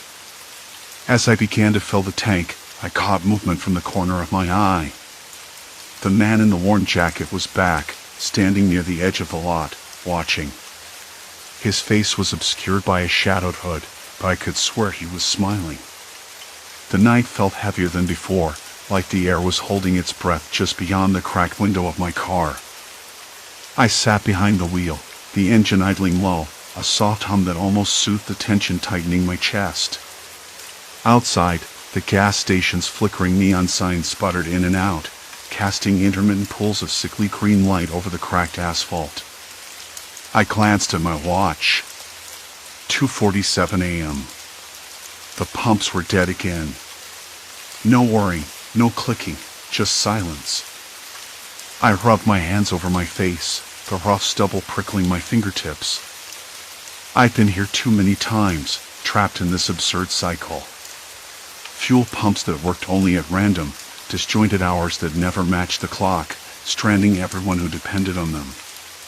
And every time, the same strange townsfolk showed up, eyes darting, voices low, like they were part of some unspoken pact. I remembered how it had all started, me, a stranger passing through, initially patient, then frustrated, then terrified. The gas station was just a place to fill up, a simple stop on a long journey. But it had become a trap, a strange force that bent reality, or so I thought at first. Now I knew better. It wasn't some ghost or curse. It was people.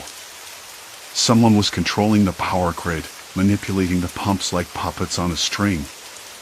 I slammed the door shut, the sound sharp in the quiet night. The scent of old gasoline mixed with the faint aroma of burnt coffee drifting from inside the convenience store. I hadn't been inside yet. Not really. Not since I'd noticed the patterns. The owners, those two thin men behind the counter, always the same, always watching. Their eyes were like mirrors reflecting nothing. I forced myself to get out, locking the car behind me. The ground was cold underfoot, damp with dew or something else, something more stubborn than moisture, perhaps the weight of waiting. The air smelled stale, like a forgotten room. The buzz of the overhead lights was steady, but the pumps stood silent, dark, and useless. "See you again," a voice said from the shadow near the store. I turned sharply. It was the thin man with the worn cap, the one who never smiled. His voice was soft, almost casual, but there was something in it that scraped against my nerves. "Why?" I asked, swallowing the lump in my throat. "Why the pumps? Why the hours?" He shrugged, stepping closer, the light catching the line of his jaw, sharp and unyielding. "Power's tricky in a town like this. Needs to be controlled. Otherwise, there's chaos. You wouldn't understand." I did understand, but I wasn't about to tell him that. People get stuck out here. They run out of gas, they get stranded. That's not control. That's torment. His eyes flicked away, and for a moment, I thought he might say more. But then he just nodded toward the back of the station. "You want to know the truth? Follow." I hesitated, a cold sweat breaking out along my spine, but curiosity won. I followed him around the side of the building. The night air grew colder, the shadows deeper. Behind the station was a narrow alley cluttered with rusted barrels and tangled wiring. He pulled aside a loose panel on the wall, revealing a jumble of electrical boxes and blinking lights, wires sneaking out like veins. "There," he said, voice low. "The heart of it all. We manage power here, cut it, reroute it, control who gets fuel and when. Keeps the town safe. Keeps the riffraff out." I stared at the panel, the blinking lights pulsing erratically. The wires looked fragile but somehow alive. "You're playing with people's lives. Stranding them like prey." He smiled, a thin, humorless curl of his lips. Sometimes, survival means making hard choices. You think this is random? It's all calculated. The timing, the power cuts. We decide who stays and who moves on. It's not personal. It's necessity. I swallowed hard. But what about those who need to get somewhere? Emergencies? Kids? Doctors? His expression hardened. This town isn't for everyone. Those who don't belong eventually leave or disappear. He paused, eyes narrowing. You're not from here. You don't get it. I did get it. The isolation, the control, the quiet menace lurking beneath the surface. This was about power, about keeping a grip on a place that didn't want outsiders. The pumps were a tool, a gatekeeper. Why tell me this? I asked, my voice barely above a whisper. Because, he said, closing the panel and turning back toward the store, you're the first to ask. Most just accept it. You're different. I felt a bitter taste rise in my mouth. Different. Maybe. Or maybe just stubborn enough to want out. Back in the car, I sat for a long moment, the engine still humming softly. The neon sign buzzed overhead, its glow now steady, as if it had finally decided to cooperate. I glanced back at the pumps. They flickered to life, one nozzle clicking and releasing fuel. The other stranded drivers, who had been watching me from their vehicles, perked up.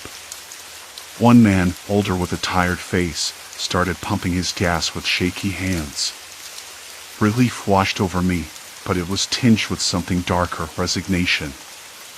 I filled my tank, the smell of gasoline sharp in the air, the wet cold settling on my skin.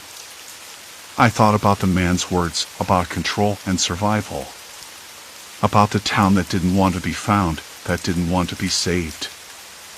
I realized then that I wasn't just trapped by the pumps or the power grid, I was caught in the very soul of this place, tangled in its quiet cruelty. When I finally pulled away, the station fading into the rearview mirror, I didn't feel victorious. I felt changed. The road ahead was long and dark, but I carried with me a clarity I hadn't had before. The pumps might work on a whim, the town might hold its secrets tight, but I wasn't helpless anymore. I had seen the machinery behind the mask. And I had a choice. Driving down the empty highway, the night air cool against my skin, I understood something deeper about fear, not the kind that made you jump or scream, but the kind that settled quietly, reshaping your understanding of what safety means. The kind that forces you to decide what you'll accept and what you won't. I didn't know what lay ahead, but I knew I wouldn't stop asking questions. Not now. Not ever. The gas station disappeared behind me, a relic of control and quiet menace, but the feeling, the weight of that place lingered. I exhaled slowly, the tension in my shoulders easing just a little. The road was open. For the first time in a long time, I was free to take it. Story 4, Resonant Crossing, Distorted Bridge Realities. The morning air dangled low over the valley, thick with fog and the scent of damp pine, like the whole world was holding its breath. I stood at the edge of the old suspension bridge, the metal cables humming faintly under my fingertips. The bridge was a relic, a thin thread strung across the gorge, swaying on days like this, almost as if it were alive. It had been my job to fix its worn joints, to patch the rust and tighten the bolts, nothing glamorous, just a patchwork job to keep it standing for a few more years. I'm not exactly what you call a thrill seeker. Mostly, I like things straightforward, blueprints, torque wrenches, steady schedules. But that morning, something was off. I couldn't put my finger on it at first. The fog smelled different, drier somehow, like the usual wet earth was missing from it. The cables, which normally vibrated quietly when the wind blew, seemed to pulse with a rhythm I didn't recognize. A low, metallic resonance that made the air feel thick in my lungs. I chalked it up to nerves. It's easy to get rattled when you're perched 30 meters above a river that looks like churned up mud from here.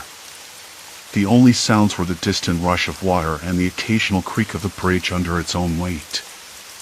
A crow cawed somewhere in the trees, sharp and sudden. I wiped the sweat off my brow, the metal rough against my calloused palms. The bolts I was tightening gave off a faint metallic taste in the back of my mouth, not literally, of course, but the air had a certain edge to it, like standing too close to high voltage. I frowned. That wasn't part of the job description. My phone buzzed in my pocket, a rare interruption, and I pulled it out to see a text from the office. Keep an eye on the readings from the sensor array. Something's weird with the electromagnetic field near the bridge. I stared at the screen, blinking. Sensor array? I'd been told to install a few gauges for structural integrity, nothing about electromagnetic fields. I glanced at the cables. They looked normal enough, steel strands twisted tight and dull in the gray light. But then again, I wasn't an expert in electromagnetism. Still, I couldn't shake the sensation that the wires were doing something else, something invisible. I called the office back. You're saying the cables are, what, exactly? There was a pause. Then a voice, clipped and clinical, interference detected. Fluctuations not consistent with environmental factors. Could be equipment malfunction, but we want you to monitor it closely. I nodded, though no one could see me. Got it. I'll keep a log. I ended the call and turned back to the bridge. The morning fog was thinning now, sunlight breaking through in pale shafts that made the steel glint faintly. I stepped carefully along the walkway, feeling the sway beneath my boots. The bridge had always felt a little unstable, and today it seemed even more so. I still can't explain it. A sudden draft brushed past me, colder than the air should have been. I shivered and pulled my jacket tighter. Somewhere below, the river's roar grew louder, but it wasn't just water anymore. There was a strange, almost mechanical hum mixed in. I stopped and listened. The hum didn't come from the river, it came from the cables themselves. Okay, I muttered, more to myself than anyone else. That's new. I knelt beside one of the main cables and ran my hand along it. The steel was smooth, but the hum thrummed through my fingers, steady and insistent. It reminded me of the kind of vibration you'd feel standing near a massive transformer station, except this was miles from any power grid. The hairs on my forearms prickled. I looked up at the cable, tracing its line across the gorge. The other side was still cloaked in mist, the far anchor point barely visible. For a moment, I thought I saw it shift, just a flicker, the cable moving as if it were breathing. I blinked hard. Probably my imagination. I stood and shook my head. Maybe I'd been cooped up too long. Too many hours staring at metal and wires. But then something else caught my eye, a small figure stepping onto the bridge from the far side, a woman with a backpack, moving cautiously but deliberately. I hadn't expected anyone here. This wasn't a trail for hikers, it was a service route, barely marked on any map. She moved slowly, almost hesitantly, as if testing the bridge's sway. I called out, "Hey! This bridge is under repair. You shouldn't be crossing." She froze, turning toward me. Her eyes were wide, but there was no fear in them, only something unreadable, like she was searching. I didn't know," she said, voice low but steady. "I just wanted to see the view."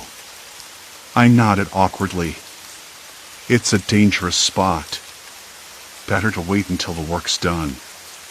She hesitated. Then, without warning, she took a step forward. The bridge rippled beneath her feet, the cables thrumming louder, as if reacting to her presence. My stomach clenched. "Wait," I said, but she was already halfway across. The moment her foot touched the middle of the span, the air shifted. I swear the temperature dropped. The fog thickened suddenly, swallowing the bridge in a gray shroud. I couldn't see her anymore. Hey! Come back. My voice sounded distant, swallowed by the mist.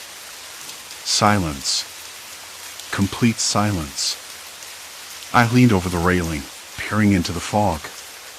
The river's roar was gone. The hum had stopped. Nothing moved. I tapped the radio on my belt and tried to call the office, but all I got was static. My fingers trembled, the cold seeping into my bones even though I was wearing gloves. I blinked, trying to clear my vision. The fog began to lift slowly, and I caught sight of the far side again, empty. No sign of the woman. Had she turned back? Or something else? A shiver ran down my spine, but it wasn't from the cold. Something was wrong here. The cables, the air, the fog, they weren't just elements of the landscape. They were hiding something. Something I couldn't explain. I swallowed hard. The bridge wasn't just a bridge anymore. It was a threshold. And I was standing right in the middle of it. The fog didn't lift until nearly dawn. I reported the woman's disappearance to the office immediately after she vanished, but the radio only spat static. That was odd. The bridge's comms were usually reliable, even in bad weather. I tried again and again, but nothing came through, just that harsh, crackling hiss. My stomach twisted, the cold sinking deeper than my gloves could reach. By the time the fog finally thinned, the sky was a bruised gray, and the first weak light of morning seeped into the valley. I scanned the far end of the bridge. No sign of her. No footprints on the decking either. The boards were dry from last night's rain, and the wind had erased any trace she might have left. It was as if she'd never been there at all. I sat down heavily on one of the maintenance platforms, rubbing my hands together. The cables, those thick steel lifelines stretching across the river, felt different now. Not just physically, but something in the air around them had shifted. I'd noticed it the night before, that odd prickling sensation on my skin, but now I was sure of it. The electromagnetic field. It was no accident. I pulled out my phone and opened the Notes app, fingers fumbling as I typed. Cables disrupt local EM field. Possible interference with navigational devices. Strange disappearances reported. I paused, rereading the sentence. Sounded like something out of a bad sci-fi novel. But I knew better. After last night, I didn't doubt the cables could be messing with more than just radios. Hey! A voice startled me. I looked up to see Mark approaching, his boots thudding softly against the metal grating. I hadn't realized how long I'd been alone. His face was pale under the gray light, eyes sharp with concern. You all right? He asked, stepping closer, pulling his jacket tighter around him. You sounded freaked out over the radio. What's going on? I hesitated, then explained what happened to the woman disappearing, the silence, the fog, the dead hum. Mark listened quietly, nodding slowly. Could have been hypothermia, he suggested, though I caught the edge of doubt in his voice. Or maybe she just turned back and we missed her. Maybe. I rubbed my neck. Except the cables. Have you noticed anything unusual about the EM readings from the sensors? They fluctuate wildly near the bridge. Mark frowned and pulled out his tablet, tapping the screen. Let me check. His fingers danced over the display, bringing up graphs and logs. You're right. Look here. He pointed at a series of spikes in the electromagnetic data, sharp deviations with no obvious source. These aren't random. They line up with the times people reported weird stuff, disorientation, lost time, even missing hikers. Exactly. I felt my pulse quicken. And the fog. It's like the cables tweak the environment, mess with perception. Maybe even interfere with GPS or compasses. Mark's eyes narrowed. So, what? This bridge is some kind of trap. I laughed, but it was hollow. Not a trap. More like a filter. A glitch in the system. We stood in silence for a moment, the morning air tasting metallic and damp. The river below was a dull gray mirror, reflecting nothing but sky. Have you talked to anyone else? Mark asked. No one official.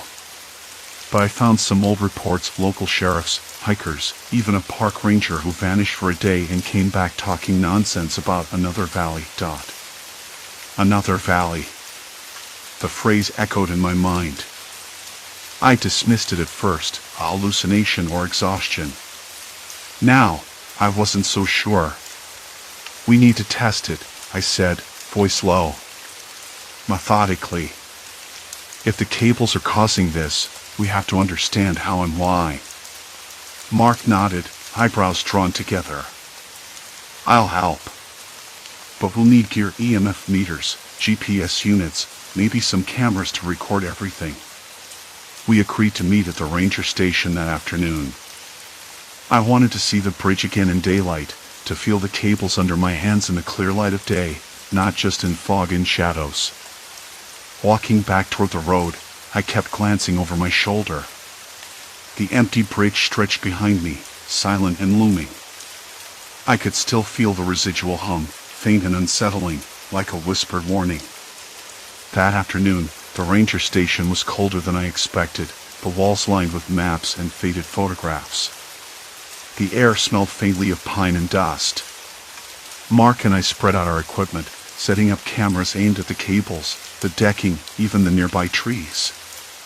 We agreed on a plan, walk across the bridge multiple times, documenting any EM fluctuations, noting sensations or disorientation. We'd start early the next day, before the fog could roll in.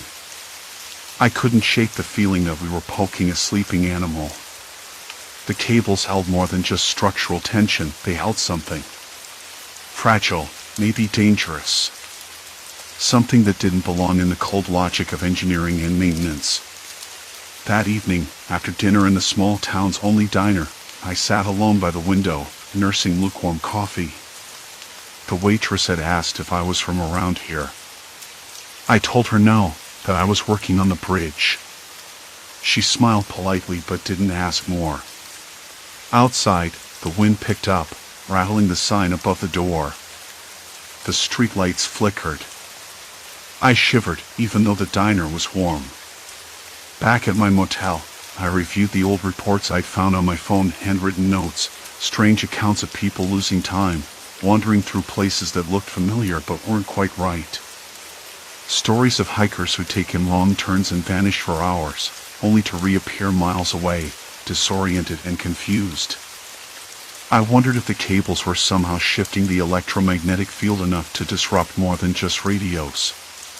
Could they be altering our perception of space? Bending signals so drastically that travelers were effectively lost in a parallel network of places? The logical part of me resisted the idea. Parallel worlds? No! But the evidence was piling up. I felt the weight of it all pressing down, the isolation, the unanswered questions. The bridge was a puzzle with missing pieces, and the stakes were getting higher. That night, sleep was elusive. Every creak of the old motel settled like a warning. Shadows shifted beyond the curtains. I kept thinking about the woman. Where had she gone? And if she was lost somewhere twisted and uncharted, could I find her? Or would I be next? The next morning, I woke up with the taste of stale coffee and uncertainty lingering in my mouth. I couldn't shake the thought of the woman, the way she'd vanished, the stories of lost hikers, and the subtle but undeniable shift in the electromagnetic field around the bridge. It all felt like a trap I'd stumbled into without realizing it. The cables weren't just old steel, they were active, changing something fundamental about the air itself. But what? And why? I rubbed my face, trying to clear the fog in my head. The logical part of me still rebelled against the idea that I might be dealing with parallel worlds or warped time. It sounded absurd. Yet every piece of evidence pushed me closer to a conclusion I wasn't prepared to accept. I dressed quickly, jeans, a worn flannel shirt, and stepped outside. The morning air was crisp, carrying the scent of pine and wet earth. A dog barked somewhere in the distance, sharp and sudden, then quieted. The town was still waking up. The bridge loomed ahead, its cables stretching taut over the river like veins pulsing with something invisible. I hesitated, heart thudding in a way that wasn't just from the climb. I pulled my jacket tighter. If the cables were affecting the electromagnetic field, then maybe I could measure it, prove it. I grabbed the portable EMF meter from my bag, the device flickering weakly in the early light. It was crude, but it did the job. I crossed the cracked asphalt toward the bridge's entrance, the worn planks creaking beneath my boots. Each step echoed. As I reached the start of the span, I noticed something new. The air felt heavier. Not in temperature, but in pressure. My skin prickled, like static electricity rubbing beneath my shirt. The meter jumped from its baseline of a few milligauss to levels I hadn't seen before. It wasn't just the cables. Something about their arrangement was amplifying the field in a way that defied simple explanation. I crouched beside the nearest cable anchor, running my fingers over the rough steel. There were tiny grooves and scratches, evidence of wear but nothing that explained the electromagnetic anomaly. I glanced down at the river rushing below, its dark water churning. The sound was a low roar, steady, relentless. Then I heard footsteps behind me, soft, deliberate. I spun around. "Hey," a voice called, hesitant but firm. It was Mark, one of the local engineers I'd met the day before. His face was pale, eyes darting nervously. "We need to talk." I nodded, motioning for him to come closer. The wind tugged at the cables, a low hum vibrating through the air. "We've been looking into the missing hikers," Mark said, voice dropping. "You're not the only one who's noticed the weird stuff around here. Have you seen anything yourself?" I asked, keeping my voice low. He swallowed hard.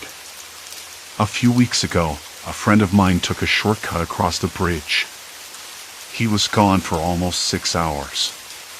Came back disoriented, said the trees looked different, like they'd shifted overnight. And the river. I don't know. He said time felt wrong. Like he was stuck in a loop or something." I blinked. 6 hours. That matched the accounts I'd heard. But how was that possible? The cables, the field, they must be warping the space in some way, maybe creating pockets where time slowed or sped up. A distortion. Nothing supernatural, but just as disorienting. Did he say where he went? I asked. Mark shook his head. No idea. He couldn't remember much. Just that it wasn't here anymore. The thought hit me like a cold wave. If people were getting trapped in these warped spaces, then the bridge wasn't just a hazard, it was a snare. And if the woman I saw last night was caught there, then she was probably nowhere near here at all. But how do you look for someone lost in a place that doesn't exist on any map? And more importantly, could I afford to keep poking around? The more I learned, the clearer it became that the bridge was no longer just a repair job. It had become something else entirely. Something I couldn't walk away from. I glanced back at the bridge. The cables hummed louder now, and the meter's needle quivered like it was about to snap off the scale. You think I should tell the others? I asked Mark. He looked at me like the question was absurd. Too late for that. They're already on their way. The county's sending a team to shut this down, maybe even close the whole area. I frowned. Closing the bridge meant cutting off the only route in and out for several nearby communities. But maybe that was the safest option. Still, something inside me rebelled at the thought of just walking away. "What about you?" I said. "Are you going to leave?" Mark hesitated, then shook his head. "Not until we know what's really going on. This is bigger than just a bridge. And now you're involved too." His words settled over me like a cloud. I was involved. Whether I liked it or not, there was no turning back. I pulled out my phone, checking the signal, weak, but still alive. I tried to reach the local sheriff, to warn him, but all I got was static. The bridge's interference was stronger than I thought. The realization hit hard. The cables weren't just shifting electromagnetic fields, they were isolating the area, cutting off communication. If something went wrong, no one could call for help. Not easily. I swallowed, my hands trembling. The isolation wasn't just geographical, it was technological. A perfect setup for people to disappear without a trace. "Listen," Mark said, lowering his voice. "There's something else. The bridge's original blueprints, they're missing. No records, nothing. Whoever built this didn't want anyone to know what they were doing. Maybe that's why the cables are the way they are. Not just for support, but for something else entirely." I stared at the rusted steel, the thick cables stretching into the misty morning. I thought I was fixing a bridge. Instead, I was unraveling a conspiracy, one that had been hidden for decades. The weight of it pressed down on me. If the blueprints were missing, that meant no one really understood the bridge's design. No one knew how far the electromagnetic distortions extended, or how deep the trap went. I felt trapped myself. The bridge was no longer just a job site, it was a point of no return. Mark glanced over his shoulder, eyes sharp. "We should move. The county crew will be here soon, and they won't like what we're digging up." I nodded, heart pounding. There was no turning back now. The woman, the lost hikers, the shifting fields, it was all connected, and I was right in the middle. As we started back toward the road, the EMF meter in my hand suddenly spiked violently. I dropped it to the ground, watching as the dial spun wildly before settling into a steady, high-pitched tone. Then the world seemed to tilt. A cold rush of air swept past us, carrying a faint, metallic tang that burned the back of my throat. The trees ahead warped, their branches bending at impossible angles. The river's roar twisted into an eerie, echoing howl. I froze. Mark grabbed my arm, his grip tight. "Did you feel that?" he whispered, voice barely audible. I nodded, swallowing hard. My mind raced. This was no accident. The bridge was active, reacting. And it wasn't done with us yet. We stood there, caught between two worlds, the line between them thinner than I'd ever imagined. The bridge wasn't just a structure. It was a gateway. And it was waiting. The sun had already dipped low behind the trees when Mark and I packed up, the sky thickening into a bruise of twilight. The cables stretched across the gorge like silent sentinels, their taut lines humming faintly, a sound I could almost swear wasn't natural. I kept glancing back, as if the bridge itself might suddenly shift or dissolve beneath me. "County crew's gonna be here any minute," Mark said, voice low but urgent. His eyes didn't meet mine, fixed instead on the winding dirt road that led off into the woods. "We need to disappear before they see what we found." I swallowed, the weight of the missing blueprints and the strange electromagnetic readings pressing on my chest. It wasn't just a bridge. It was a trap. And I was stuck inside it. We scrambled down the embankment, the gravel grinding under our boots. The air smelled like wet earth and pine, but beneath it was something sharp, metallic, like the taste of rust on my tongue. My fingers trembled as I stuffed the folder with the blueprints and notes into my jacket pocket. It had to be enough. Mark glanced behind us, the muscles in his jaw twitching. You sure you're ready for this? Once we start poking around, there's no pulling back. He meant the county inspectors, but I knew it was more than that. The bridge had secrets. And if those secrets were exposed, who knew what would happen? The forest was alive with the sounds of night crickets chirping, leaves rustling in a breeze I couldn't feel on my skin. It was unnerving how quiet it was compared to the bridge. No hum. No crackle. Just silence. We reached the truck and I slid into the driver's seat, hands slick on the wheel. The engine roared to life, a jarring contrast to the stillness behind us. As we pulled onto the road, I glanced in the rearview mirror.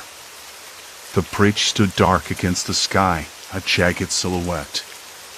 The cables seemed to pulse faintly, like veins under the skin. Let's get out of here, Mark muttered. But as we drove, I couldn't shake the feeling we were being watched. Not by animals. Not by the county crew. Something else. Something patient. Later, back at my apartment, I spread the blueprints across the kitchen table. Under the harsh glow of the fluorescent light, the lines and annotations seemed to twist and warp. There were symbols unfamiliar, geometric shapes scattered among the technical details. Whoever designed this bridge had hidden more than just structural plans. I traced a finger along the cable's path, noting where the electromagnetic spikes had registered on my instruments. The field wasn't random. It was engineered. Directed. The bridge wasn't just a crossing, it was a gateway. And that meant the missing people, the woman, the hikers, they hadn't just disappeared. They'd crossed over. I rubbed my eyes. The thought was dizzying. Parallel worlds. Twisted versions of our own reality where familiar landmarks warped and time folded in on itself. It sounded insane, but the data didn't lie. Mark called late that night. His voice was tight, hurried. Someone's watching you, he said. I saw a car parked near your place. No plates. Been there all day. I stared out the window into the dark street, the shadows thickening with menace. The bridge's secret was bigger than either of us had imagined. Whoever built it and whoever was guarding it didn't want the truth to come out. Sleep was impossible. Every creak in the building sounded like footsteps. Every shadow seemed to move. I caught myself jumping at the flicker of the street lamp outside, its light sputtering like a warning. The next morning, I returned to the site alone. Mark was too spooked to come, and honestly, I didn't blame him. The air around the bridge felt electric, charged with something I couldn't name. As I stepped onto the rickety wooden planks, a low vibration thrummed beneath my feet. Halfway across, I paused. The cables above seemed to pulse, the air shimmering slightly, like heat rising off asphalt in summer. I reached out, fingertips grazing the steel. The metal was colder than it should be, unnervingly smooth. My skin prickled as a faint buzzing filled my ears, and for a moment, the world tilted. I blinked and the forest on the other side looked wrong. Trees twisted at impossible angles, their branches curling like claws. The sky was a dull, sickly yellow. Time felt sluggish, the seconds stretching and contracting unpredictably. I stumbled back, heart hammering. This wasn't a hallucination. It was a glimpse, a peek into that parallel world. Suddenly, a voice whispered behind me. You shouldn't be here. I spun, but no one was there. The hairs on my neck stood up. The bridge creaked ominously, the cables thrumming louder. I wanted to leave, run far away, but my feet were rooted. Then I saw it, a figure emerging from the mist at the far end of the bridge. Not quite human, but not fully something else either. Its movements were jerky, unnatural, like a glitch in a video. I blinked hard, but when I looked again, it was gone. I shook my head, trying to clear the fog of panic. Maybe I was losing it. Or maybe the bridge was doing exactly what it was designed to do, pull people in, trap them between worlds. My phone buzzed. "Mark. Get out of there," he texted. "I'm coming. They're on to us." I swallowed, stepping back toward the shore. The cables vibrated violently now, and the wooden planks groaned underfoot. With each step, the air thickened, pressing against my lungs. Halfway across, the bridge jolted sharply. My heart lurched. The metal railing shook, the mist swirling like a living thing. A low hum filled my ears, growing louder, drowning out everything else. I couldn't tell if the sky was shifting or if my mind was fracturing. Then the lights from a vehicle appeared on the road above the ridge. Too late to escape. The morning air tasted faintly of rain and cold metal as I stepped onto the bridge for the last time. My boots echoed hollowly on the wooden planks, each creak a reminder of the countless hours I'd spent here, wrestling with cables that hummed softly beneath my fingertips. I'd never imagined that fixing a suspension bridge could unravel so much, twisting not just steel and rope, but reality itself. I paused midway, leaning against the railing, watching the river below churn sluggishly. The mist clung to the surface like a shroud, blurring the rocky banks and the trees beyond into an impressionist painting. A faint, almost imperceptible vibration ran through the air. I closed my eyes, trying to focus on the static feeling, the subtle pull I'd come to associate with the bridge's cables, the invisible field they generated, the one that swallowed travelers whole. I still remembered the first time it happened. A local hiker vanished without a trace, right here on this bridge. The police had no leads, just rumors and frantic families. Then another. And another. The pattern was undeniable if you looked past disbelief. The cables weren't just rusting steel, they were conduits, shifting the electromagnetic field, warping time and space in ways I couldn't fully explain. Parallel worlds, yes, but not ghosts or magic. Just science gone awry, or maybe forgotten. Today, I plan to finish the repairs and deactivate the bridge's power source. If I could neutralize the subtle electromagnetic shifts, maybe no one else would disappear. I'd been working with the county engineers for weeks, pulling every trick from my years of experience, and last night I finally rigged a dampening device, a bulky, clunky thing strapped beneath the bridge's central span. It was crude, but it could work. The wind picked up suddenly, rattling the cables like a giant's breath. The smell of wet pine and earth filled my nostrils, mixed with the faint metallic scent of the bridge itself. I unlatched my harness and started the slow walk back toward the road. Each plank felt more solid than before, but my skin prickled, as if the air itself still held a charge. Halfway across, I heard footsteps behind me. Not my crew, they'd left early, wary of the storm forecast. No one was supposed to be here. "Hey!" I called. My voice cracked, uncertain. The footsteps stopped. Silence. Then a man stepped through the mist, inches from where I stood. His face was sharp, pale, eyes wide and dark. He looked tired, but alert, like someone who'd been running for miles. "Can I help you?" My voice sounded rough, like I'd been shouting for hours. He didn't answer right away. Instead, he looked down at the bridge cables, tracing their length with a shaking finger. "You fixed it," he said finally. "The bridge. The field's gone." I narrowed my eyes. "Who are you?" He hesitated, then pulled a crumpled photo from his jacket. The edges were worn, the picture faded, a family picnic near the river, kids laughing beneath the sun. I was lost, he said. Trapped in that other place, the one the bridge pulled me into.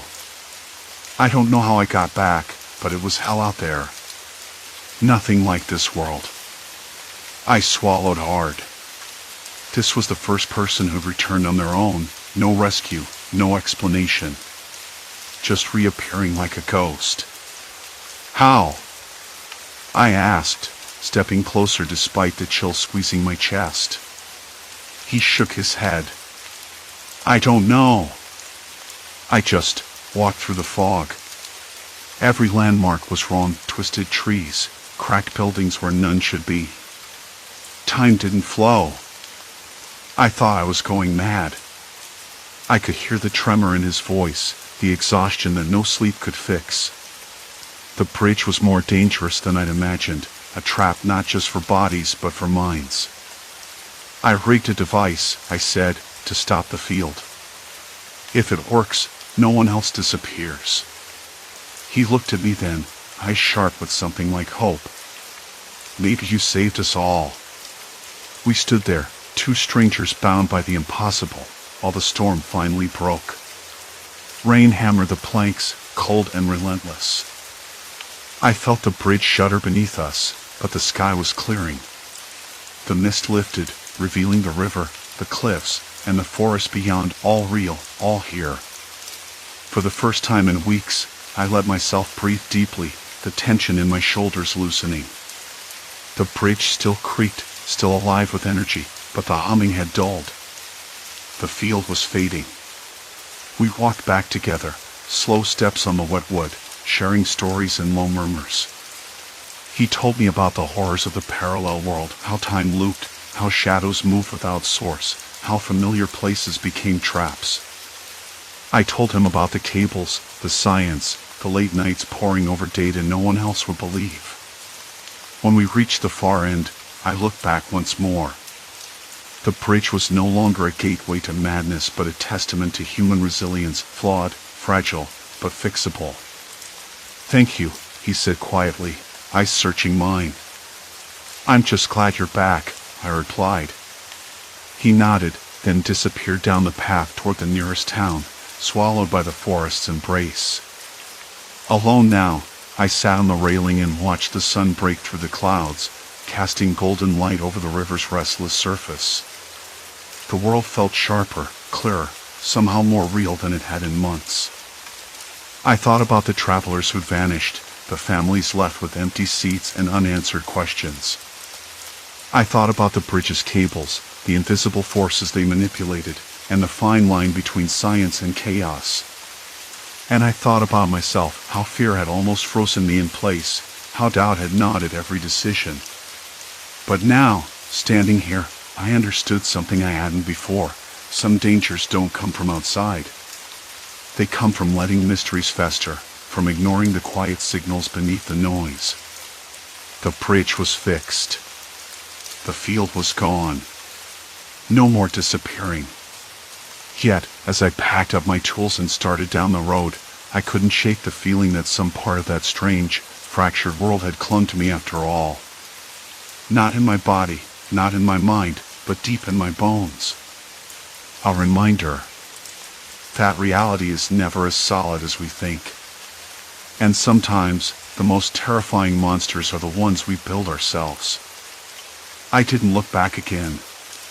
Not once.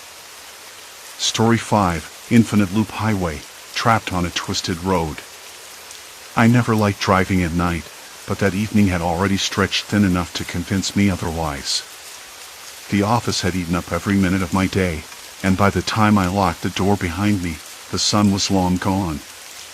Streetlights flickered along the quiet roads like tired fireflies, and the cold air smelled faintly of wet asphalt and distant pine. I turned the heater up a notch, watching my breath fog the inside of the windshield in the sudden chill. The highway was familiar, or at least it used to be. New construction had been going on for months, signs promising better traffic flow, faster commutes, less hassle. I'd seen the billboards and the glossy ads on local news, but I hadn't taken the new route yet. Tonight, something about the idea of a shortcut was too tempting. Maybe it was the late hour, or the dull ache behind my eyes that made me crave something different. So I took the exit. The new highway stretched out ahead, smooth and gleaming under the weak glow of street lamps. It was oddly quiet. No other cars in sight. The road curves appeared graceful on the map, but on the ground, they twisted in ways that felt unnatural. I remember thinking that the lines on the pavement seemed too perfect, too sharp, like the highway had been designed by someone who never intended it to be driven. I was wrong, but I didn't know that yet. At first, the drive was easy. My radio played soft jazz, the kind of music I usually avoided but found comforting now. The hum of tires on concrete was steady, soothing even. But soon enough, the road began to bend back under itself, looping in a way that didn't make sense. I glanced at the GPS, expecting the familiar blue line to lead me home, but the screen was blank. No signal. Not even the little spinning icon that shows it's searching. Just an empty gray map. I tapped the screen. Restarted the navigation app. Nothing. Great, I muttered, voice rough after hours of silence. Just great. I pulled over at a rest stop, or at least I thought it was one. The sign was worn, the paint peeling like it hadn't seen maintenance in years. The lot was deserted except for a single, rusted pickup truck parked under a flickering street lamp. The light buzzed, casting a sickly yellow glow that made shadows dance on the cracked pavement. I stepped outside, the cold air biting my cheeks and filling my lungs with a scent of something faintly chemical, like paint thinner mixed with moss. The silence was overwhelming. No crickets, no wind in the trees, just a heavy stillness that pressed down on my shoulders. That's when I noticed the tire tracks. They weren't just from the pickup. There were dozens of them, crisscrossing the lot and leading back onto the highway. The odd thing was, many of the tracks looped in impossible circles, overlapping each other like a tangled skein of thread. I squinted, trying to make sense of the patterns. Why would anyone drive in loops like that? It looked like someone had been lost. I felt a shiver crawl down my spine.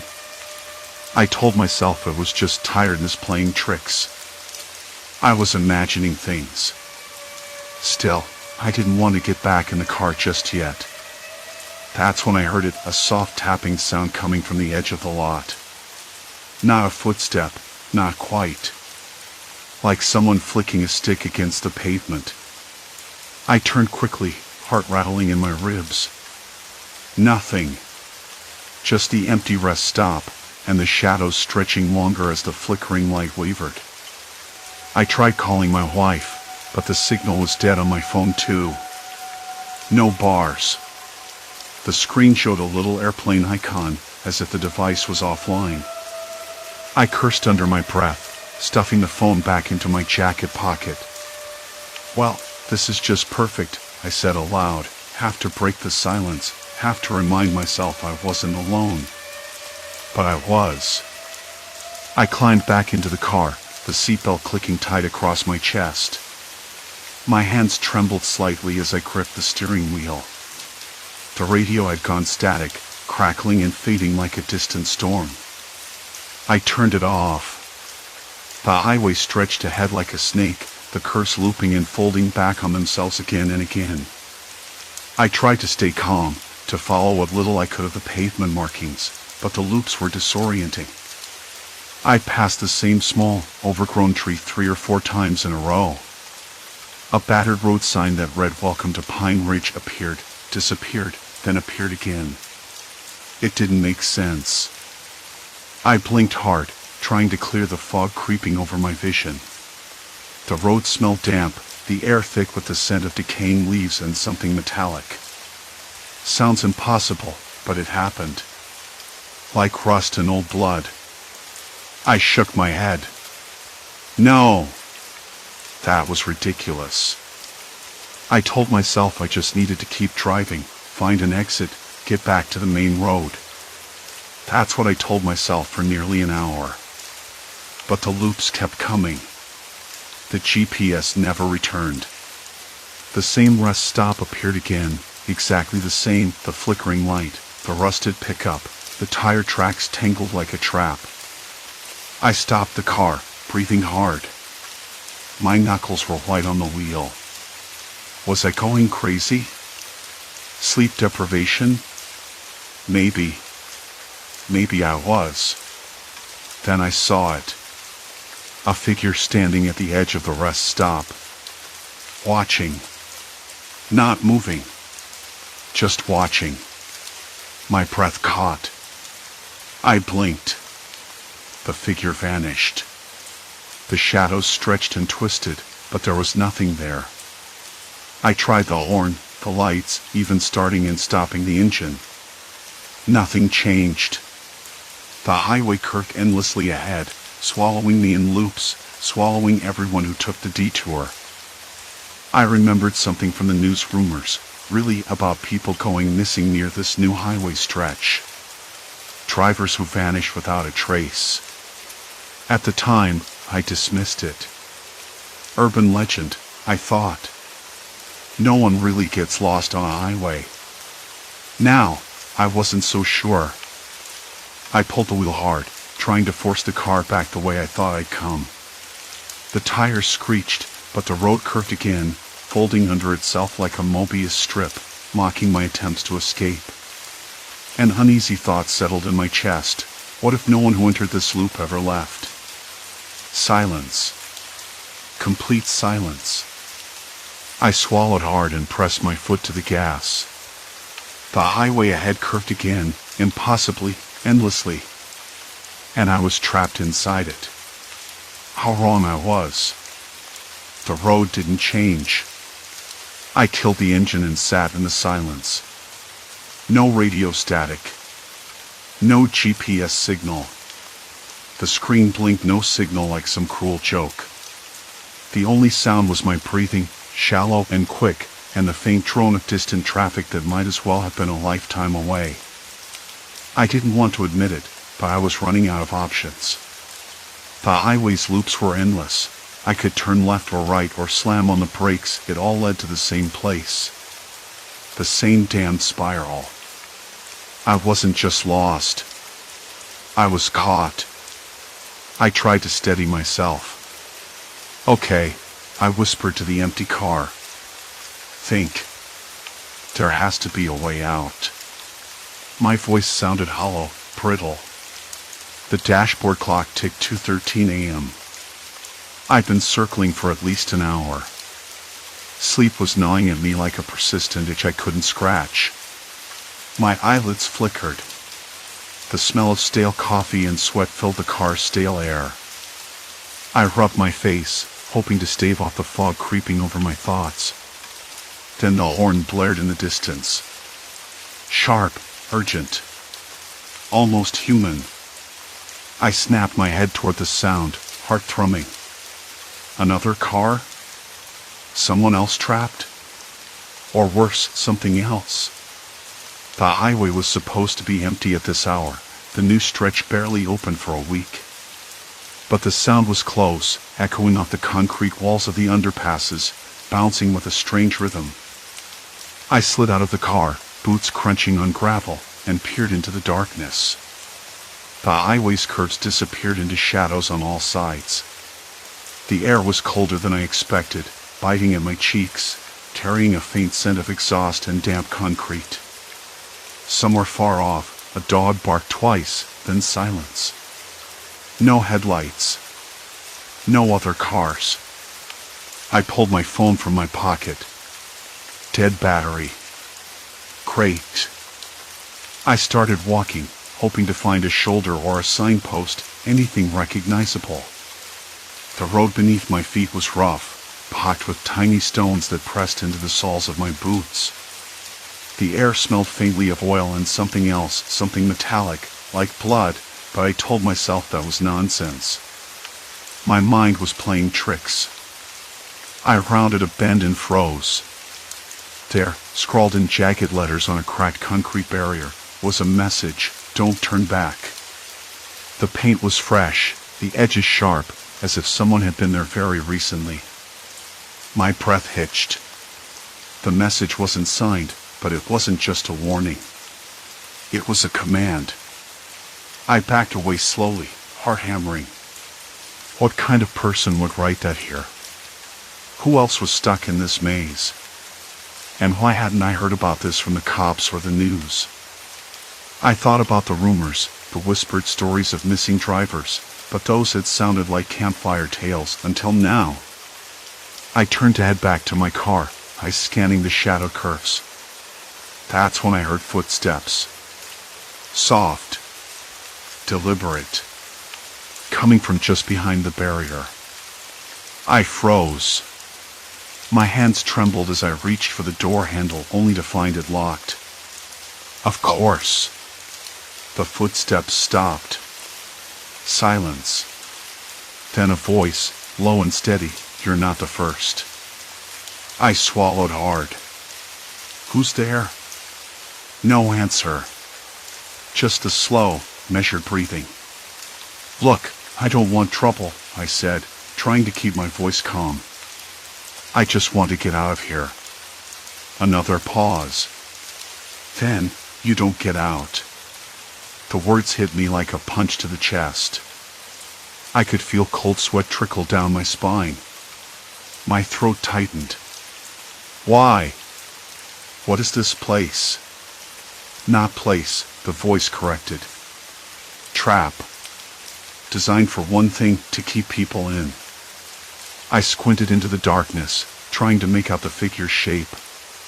A man? A woman? Too dark to tell.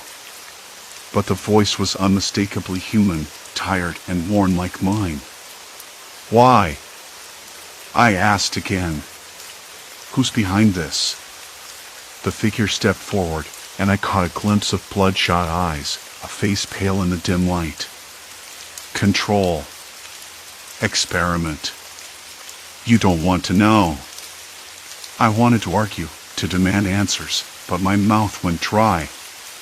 Instead, I took a shaky step back. Wait, the figure said, voice urgent now. There's more. You have to see. Against my better judgment, I followed. The night air felt heavier, thicker, as if the darkness itself was pressing down. The figure led me toward a narrow dirt path off the shoulder, one I hadn't noticed before. The scent of damp earth and rotting leaves filled my nostrils. I coughed. We walked in silence, broken only by the crunch of dead leaves beneath our feet and the distant hum of cars still trapped somewhere on the highway. Finally, the figure stopped at the edge of a clearing. Look.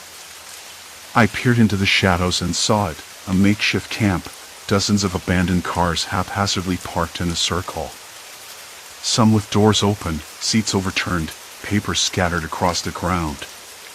Empty bottles, a torn jacket, a half-eaten sandwich left on the hood of a rusted sedan. Signs that people had been here. People like me. A chill ran down my spine. Why? I whispered. The figure shrugged. No one knows. They came to test it, got caught. Some tried to leave, but the loops, they gestured vaguely toward the highway's endless curves. They always brought them back. I crouched beside a car door, running my fingers over the cracked leather. There was a photo taped to the dashboard, a family smiling, frozen in a moment of happiness. I recognized the face, one of the missing persons from the news. My breath hitched again. This was real. We have to get out, I said, voice cracking. The figure nodded slowly. We try together. But it changes you. The highway. The loops. It tricks your mind, your senses. You start seeing things. Hearing things that aren't there. A bitter laugh escaped. Or maybe they're there. Who knows anymore? I shivered, suddenly aware of the cold seeping through my jacket. The wind whispered through the trees, carrying a faint, unsettling melody that sounded almost like laughter. "We're not alone," I said, more to myself than anyone else. "There's someone else out there. Watching." The figure didn't answer. I glanced back toward the highway. The endless loops gleamed faintly in the moonlight, a serpent coiled tight around its prey. "We need a plan," I said, swallowing past the lump in my throat. "Because this thing, it's not going to let us go." The figure nodded once more, eyes hardening. "And if you think you're going to beat it alone, you're already lost." A sudden noise, a scrape against metal, made me jump. Somewhere, deep in the darkness, headlights flickered faintly, then vanished. I wasn't crazy. Not yet. The highway waited, patient and hungry. And so did whatever else lurked in its shadows. The cold didn't relent. "We're not alone," I said again, voice barely more than a breath. "There's someone else out there. Watching." I glanced back toward the highway, its slick black surface shimmering faintly under the moonlight, the loops twisting and folding in on themselves like a maze designed to trap. The highway was patient, waiting. Hungry. The figure nodded once, slow and deliberate. "And if you think you're going to beat it alone, you're already lost." I swallowed hard. The scrape of metal somewhere nearby stole my breath away. Headlights flickered just for a second, then blinked out like a candle snuffed by an unseen hand. My hands trembled on the steering wheel, slick with sweat despite the chill. This wasn't just some bad dream.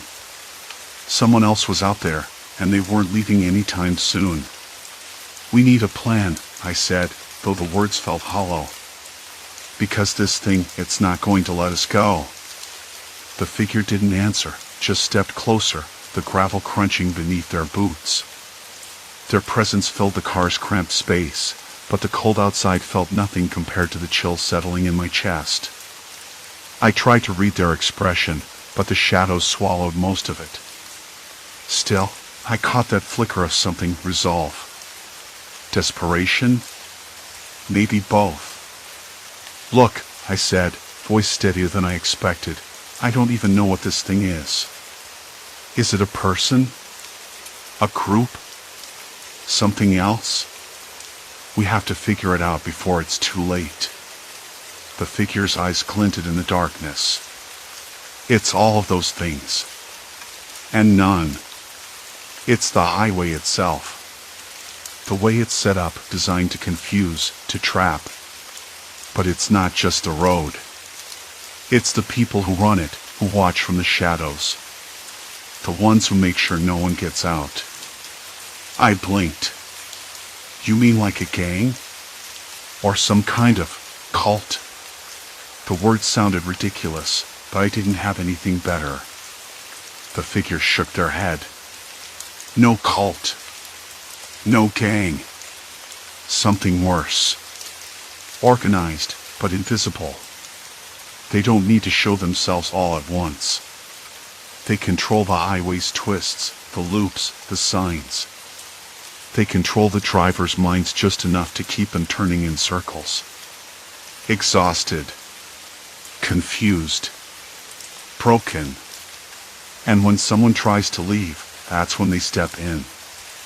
I swallowed again, the lump growing bigger. "So you're saying they're watching us right now? Waiting for us to slip up?" "Exactly." The figure's voice was low, almost a whisper now. "Every driver who's gone missing, everyone ended up here. They tried to fight it, to escape. None of them made it out." A cold sweat broke out on my forehead. "How do you know all this? If you know, why are you still here?" The figure hesitated, then said, "Because I was trapped once. I got in too deep. I managed to break free, but not without losing part of myself. Now I'm here to stop others from falling." I wanted to ask what they meant by losing part of themselves, but I didn't. Instead, I looked back at the highway. The loop seemed to pulse, like a living thing breathing in the night. The GPS on my phone was dead. No signal. The radio crackled and died. My fuel gauge was flirting with empty. I ran a hand over my face, feeling the rough stubble and the chill sweat. So what do?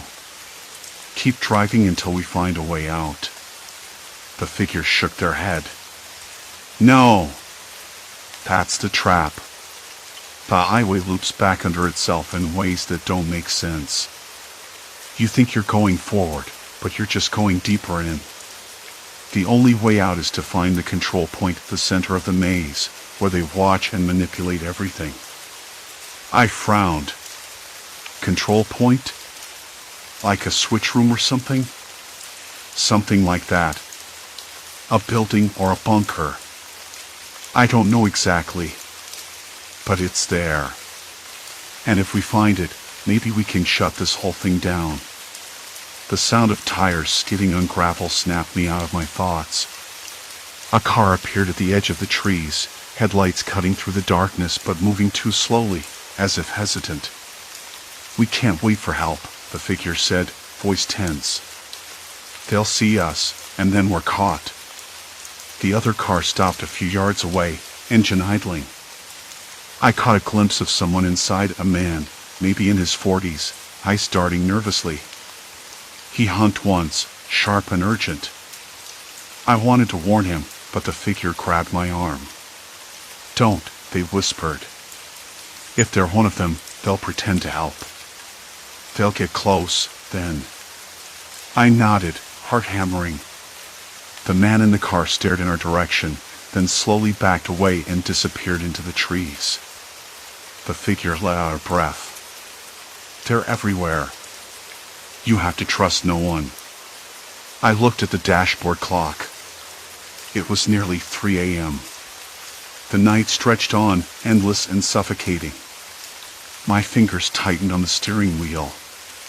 The highway wasn't just a road anymore, it was a trap, a snare tightening with every mile.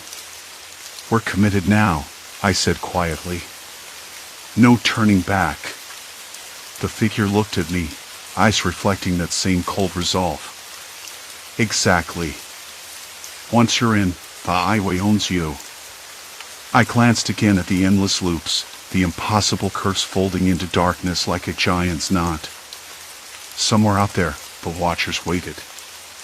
I could feel their gaze pressing down, unseen but heavier than any chain. I started the engine, the car's vibrations humming under my hands.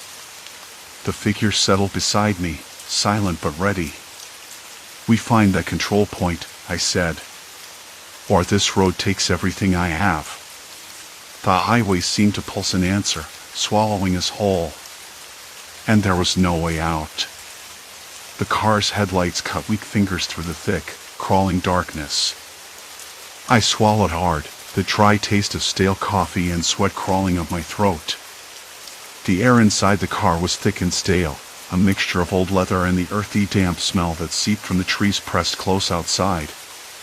My eyes flicked to the rearview mirror, catching a glimpse of the figure's profile, pale and still. Every muscle in my body buzzed with tension, all senses sharpened to a pinprick. I could hear the faint rustling of leaves outside the window, the steady pulse of the engine, and beneath it all, the quiet thudding of my own heartbeat. We can't just keep driving in circles, I muttered, mostly to myself. There has to be a way out. The figure finally shifted, voice low and rough. It's not about finding a way out. It's about breaking the cycle. I blinked, unsure if I'd heard right. Breaking what cycle? The one this highway traps you in. The loops aren't just geography. They're control. I swallowed again, the knot in my stomach tightening. Control? By who? No answer, just a silence so thick it pressed against my eardrums. Then, without warning, the car jolted sharply. The tires skidded on gravel, and a flare of panic shot through me. I slammed on the brakes, the sudden screech of rubber against rough asphalt echoing in the void beyond the trees. My chest heaved, breath ragged. The figure tense beside me. What? I started, eyes scanning the dark road ahead. A faint shape loomed in the distance, just at the edge of the headlights. Something or someone. My pulse hammered, each beat a drum in my ears. Stay calm, the figure whispered, voice barely audible but steady. The shape moved closer, slow, deliberate. Not quite human, but not mechanical either. Something in the gait, the way it shifted and hesitated, made me think it was watching us as much as we were watching it. The figure reached out, fingers brushing my arm. Don't let your mind slip. I glanced at the clock again. 3:12 a.m. time was a trickster here, but the creeping feeling of exhaustion gnawed at me. My vision blurred at the edges, colors bleeding into shadows. The loops weren't just physical, they were mental traps, designed to wear down every shred of resistance. The shape stopped just beyond the reach of the headlights. Then, in a voice like gravel scraping glass, it said, "You shouldn't be here." I swallowed against the dryness in my mouth. "Neither should you," I said, voice steadier than I expected. "That's the problem," it replied. "We're all here. No one leaves." The figure beside me whispered, "They're the watchers. The ones who keep the road turning." I wanted to ask how, why, but the words caught in my throat. Instead, I shifted the car into gear, inches creeping forward. The watchers didn't move. They just stared, unblinking and patient. Suddenly, a crackling sound broke the stillness. My phone, dark and useless for hours, flashed to life for a split second. A message, just a string of numbers and letters, gibberish, but it was enough to jolt me. The GPS signal flickered, then died again. "Don't trust the signals," the figure hissed. "They're lies." The watcher stepped closer, revealing a face twisted by exhaustion and something far darker, resignation, maybe. I caught a flicker of recognition, but it vanished in an instant. "Why do you keep us here?" I asked, voice shaking. "What do you want?" The watcher's eyes narrowed. "We want what everyone wants, control over the madness." A cold shiver ran down my spine. Madness. That word circled around in my head like a vulture. The figure beside me tightened a hand on my arm. "You're close to breaking. That's why they're here." I blinked, fighting the blur creeping into my vision. "Breaking what?" "Your grip on reality." I swallowed again, dry and bitter. "I'm not crazy." The watcher smiled, slow and cruel. "Not yet. But you will be." The road suddenly shifted beneath my tires, the loops folding tighter, the darkness closing in. I slammed on the brakes, heart pounding so hard it felt like it might burst through my ribs. The car shuddered, the engine groaning as if resisting the endless spiral. The figure leaned close, voice sharp, "You have to remember who you are. That's the only way out." I wanted to believe that. I had to. But the shadows in the trees seemed to lean closer, whispering promises of oblivion. The air smelled of wet earth and something metallic, fear, maybe. "Listen," I said, voice cracking, "what if there's no way out?" The figure's eyes met mine, steady and unyielding. "Then we make one." I took a shaky breath, the taste of cold sweat thick on my tongue. The highway wasn't just a trap. It was a test. And it was far from over. Suddenly, headlights flashed behind us, bright, blinding, closing fast. The watcher hissed, "They're coming." I slammed the car into reverse, tires spinning on loose gravel. The road twisted, but the headlights followed, relentless. "No choice," I muttered. "We fight with what we have." The figure nodded, voice low but fierce. Hold on. The highway looped again, impossibly tight, as the chase closed in. The darkness pressed, the watchers prowled, and somewhere deep inside, I realized the only thing worse than being trapped was giving up. The night was far from over. And so was the highway's grip.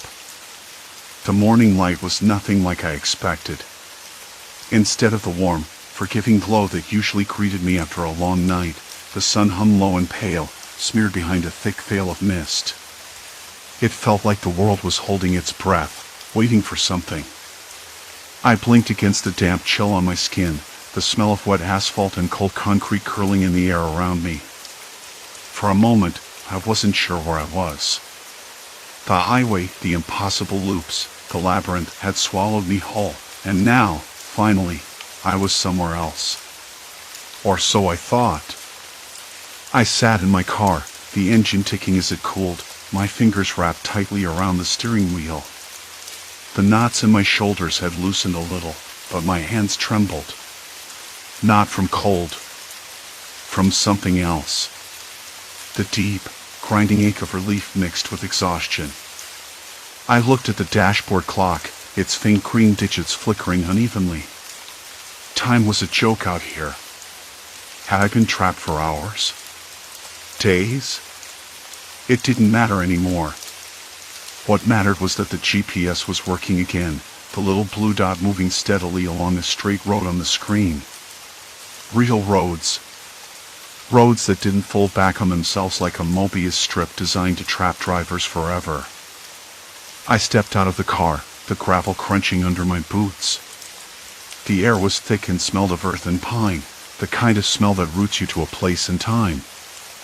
I breathed it in, deeply, as if it could wash away the last remnants of a hellish night. My legs were stiff, muscles cramped from hours of tension and stopping and starting, turning in circles, getting nowhere. I looked back the way I thought I'd come, but the highway was gone. Just a patch of empty field, a few stray trees, and the distant hum of traffic far away. I didn't want to believe it had been a dream, but I knew it wasn't. The hunger, the thirst, the exhaustion, the eerie silence that had swallowed the highway, they were all too real. I'd seen the wrecked cars, the abandoned phones, the faces of people who weren't quite there anymore. I could still taste the stale air, heavy with the scent of sweat and fear. And worst of all, I'd heard the voices. Not ghosts, never ghosts. People. Real people, their words laced with desperation, incredulity, and, finally, defeat. I remembered the man in the silver sedan, his eyes wild and unblinking, whispering about the loops and the vanishing exits. The woman in the red pickup, her hand shaking as she tried to call for help, her voice breaking when she realized no one was listening. And me, spinning the wheel, chasing the same signs, the same dead ends, over and over. I thought I was losing my mind. But now I understood. The highway wasn't supernatural. It was something else. Something cruelly human.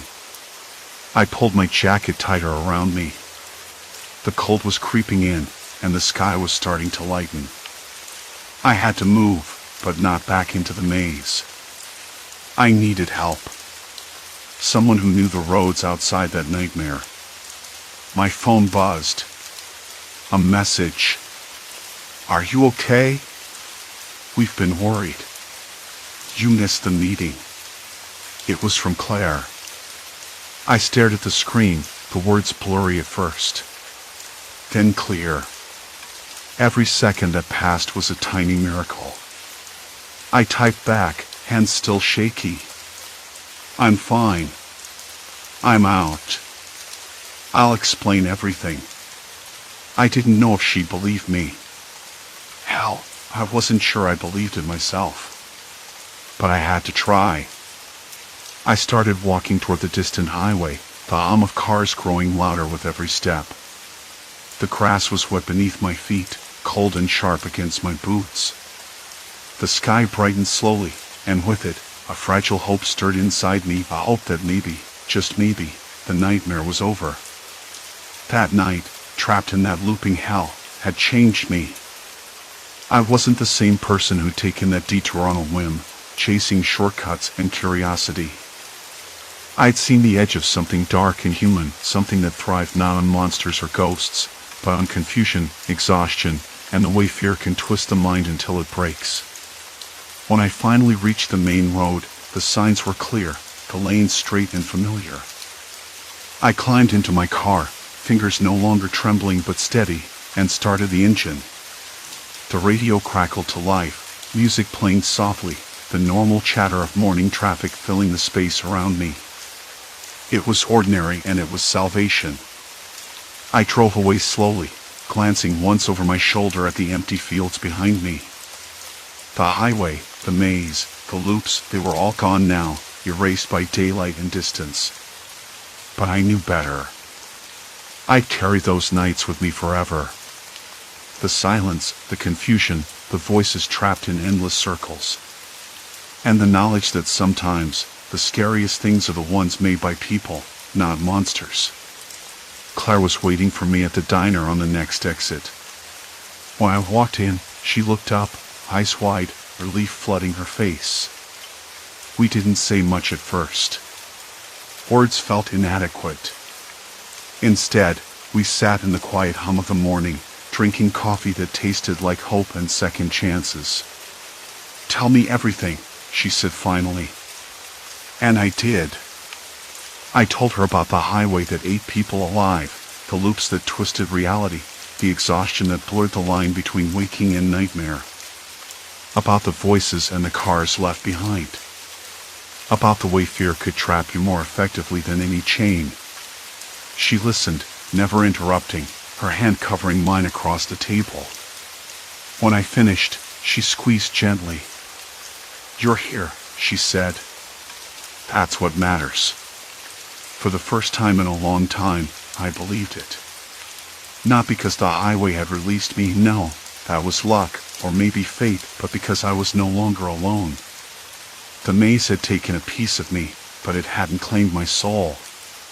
That night, I learned something important. Sometimes, the only way out is to keep moving, to keep telling the story, to let someone else hold your hand when the darkness feels endless. As we stepped outside, the sun was higher, warming the cool morning air. The world looked ordinary again. Safe. But I knew the highway was still out there, waiting for the next driver to stray too far, to lose their way. And maybe one day, someone else would find their way back, too. For now, I was free. And that was enough. Story 6, Unseen Mark, the town's silent curse. I woke up that morning feeling like I'd slept on a pile of rocks. I rolled onto my back and blinked. My eyes traced the ceiling's cracked plaster, the way it peeled near the corner above the dresser. The house kept its secrets well. The hum of the refrigerator came from the kitchen, steady and dull, like a heartbeat.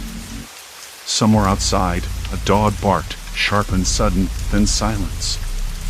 Complete silence. I sat up slowly, the rough cotton sheets rustling around my legs.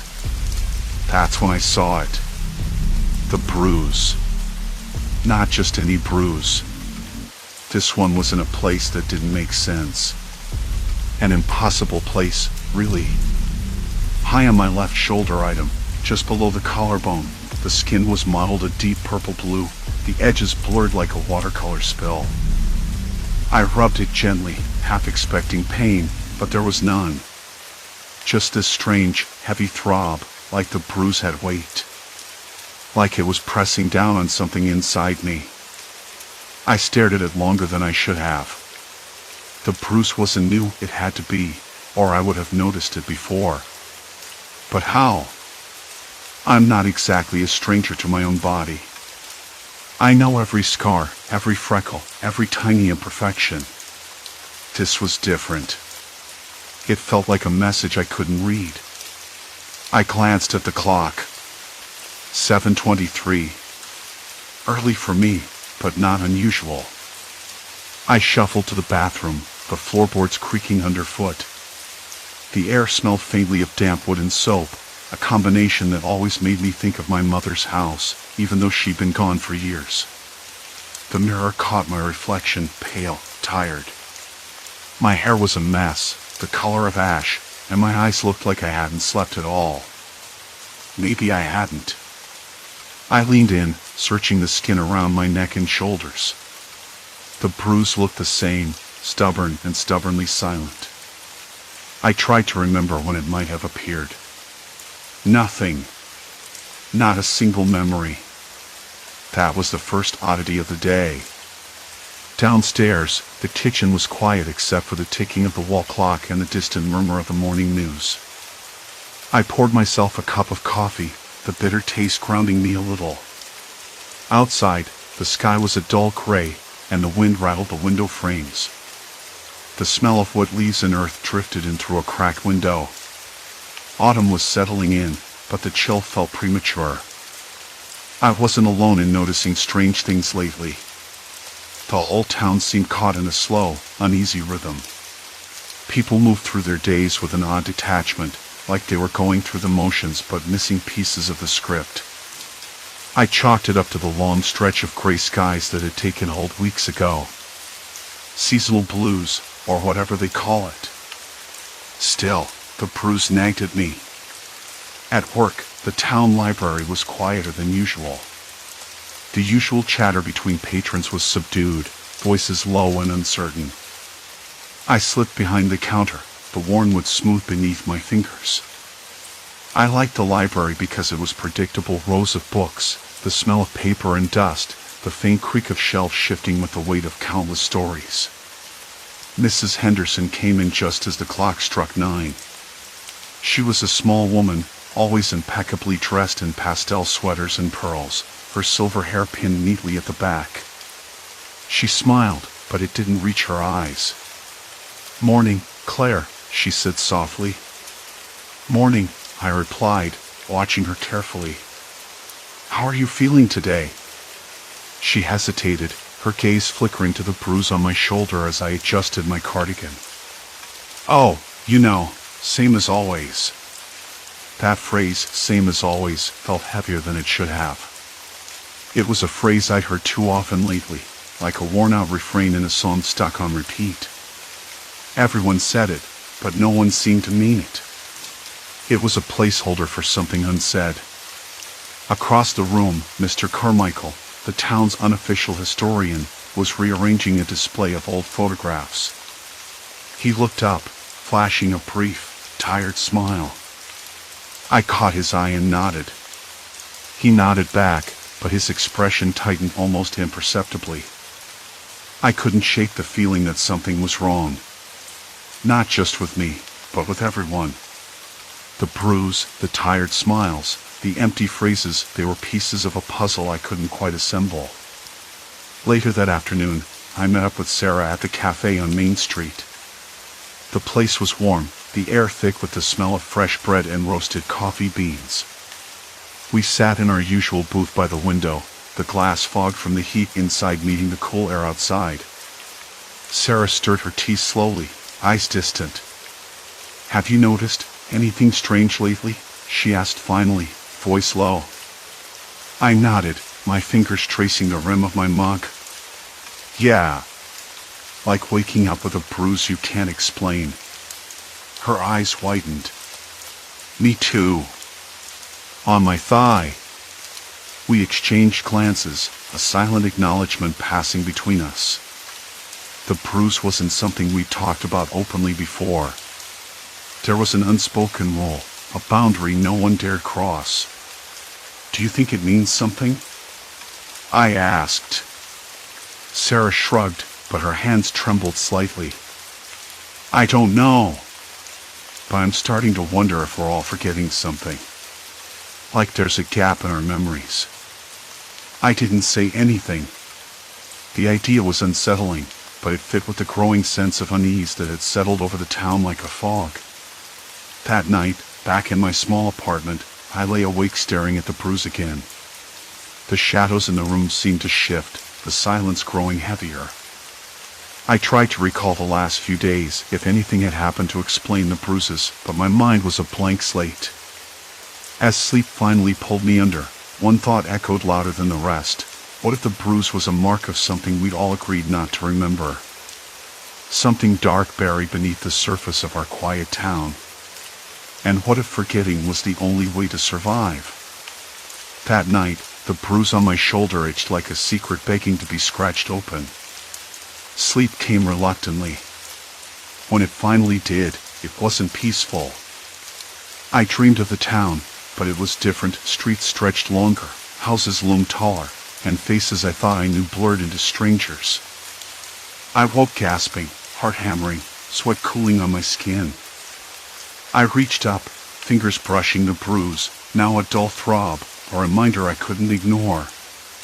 Morning light seeped through the curtains, casting pale stripes across the floor. I stared at the bruise in the mirror, noting the purplish ring that wasn't quite a circle, more like a smudge, an impression. Sarah's words echoed in my mind, "We're all forgetting something."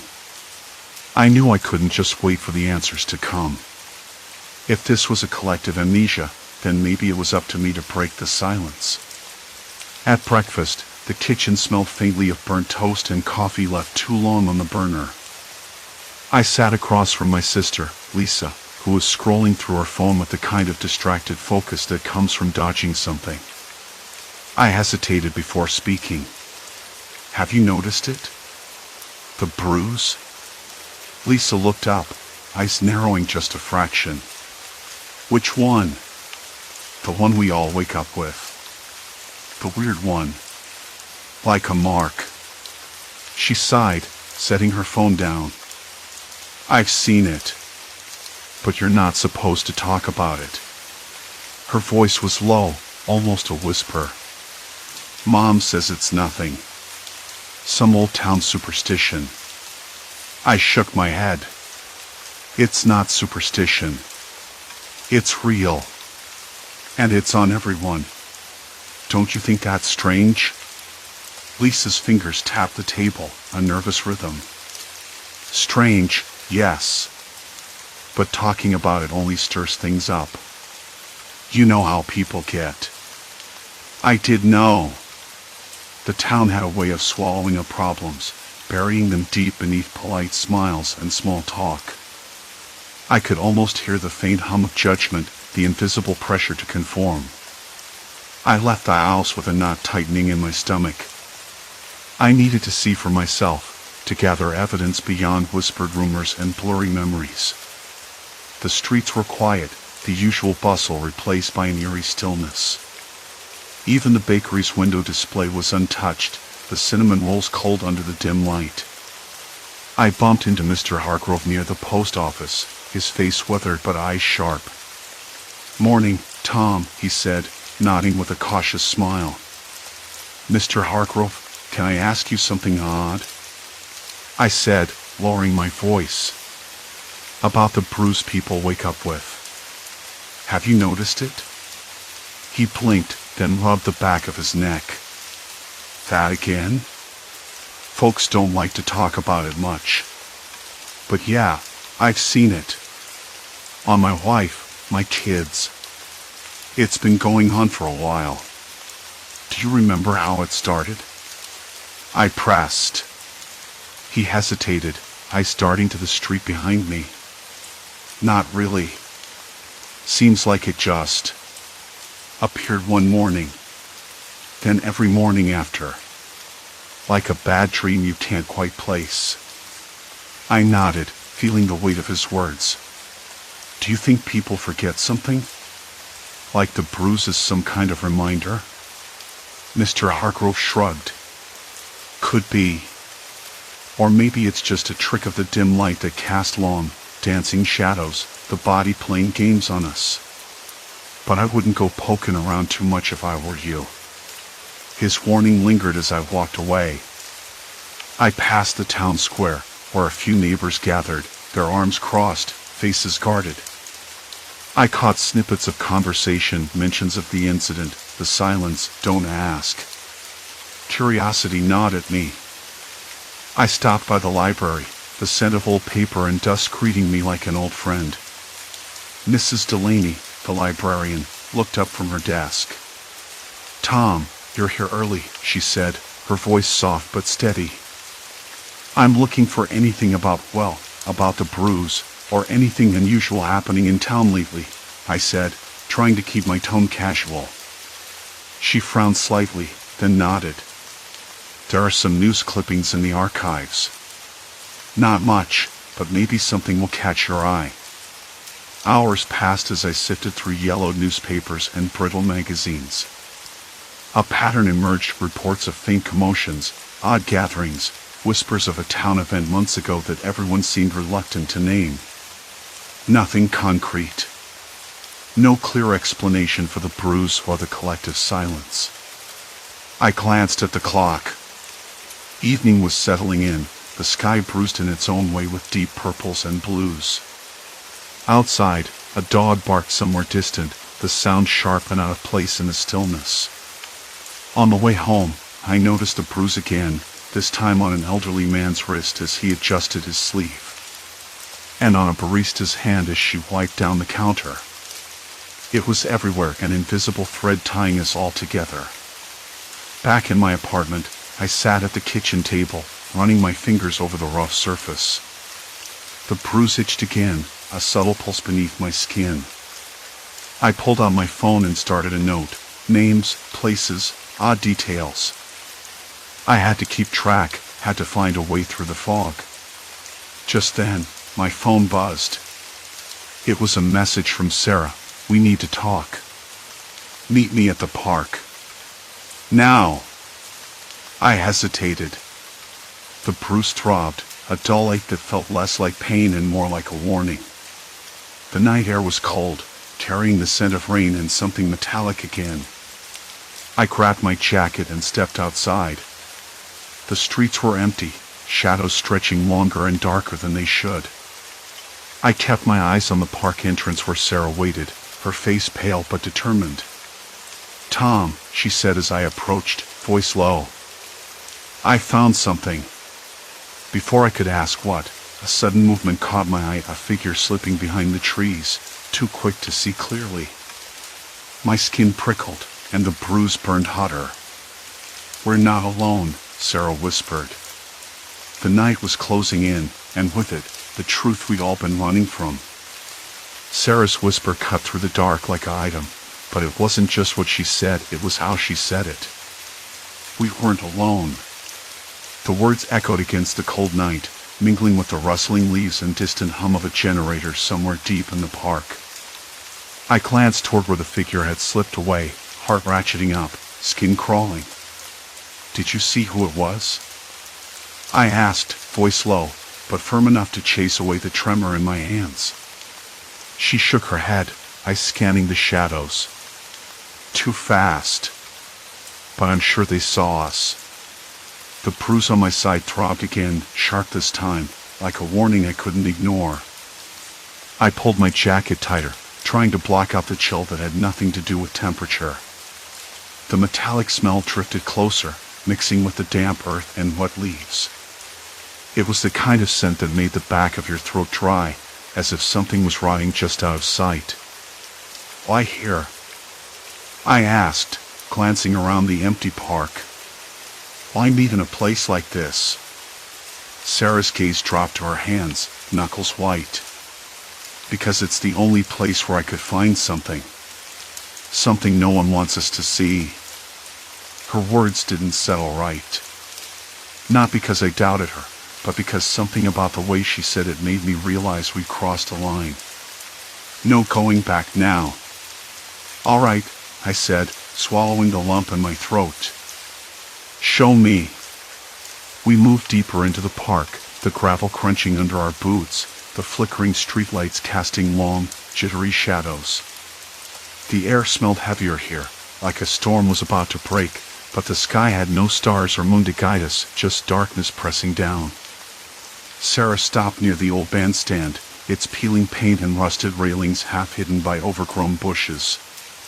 She crouched and pulled a loose plank aside, revealing a narrow hollow beneath. Inside, wrapped in a damp cloth, was a stack of papers, yellowed and brittle. I knelt beside her, the smell of mold and dust rising up. Fingers trembling, I unfolded the top sheet. It was a ledger of names, dates, and locations. The handwriting was neat but hurried, like someone was trying to capture a truth too dangerous to say aloud. And then, scrawled at the bottom in a different hand, a single phrase, "Do not remember." I blinked, the words echoing in my mind. Do not remember. It was like a command, not a suggestion. The bruise on my side flared hotter, a searing pulse that made me gasp. Sarah's eyes met mine, wide and urgent. "Tom, this isn't just about the bruises," she said, voice barely above a whisper. "It's about what happened here. About what everyone's been forced to forget." I swallowed hard. The notion was absurd, surreal. But the ledger felt real, heavy in my hands. The names matched people I saw every day, neighbors, friends, strangers who smiled in the grocery store or waved from their porches. Why would someone want us to forget? I asked, feeling the cold sweat prickling on my back. Sarah shook her head. Because the truth would tear this town apart. A sudden noise startled me, a twig snapping underfoot. We both froze.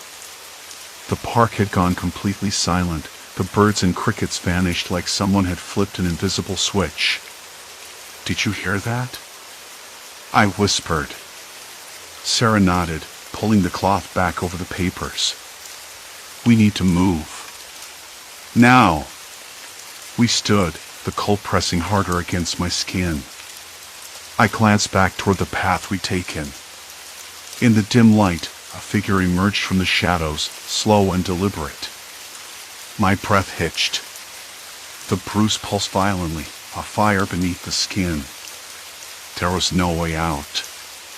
The streets were empty, the town asleep or hiding. And whoever that was, they weren't here for a friendly chat.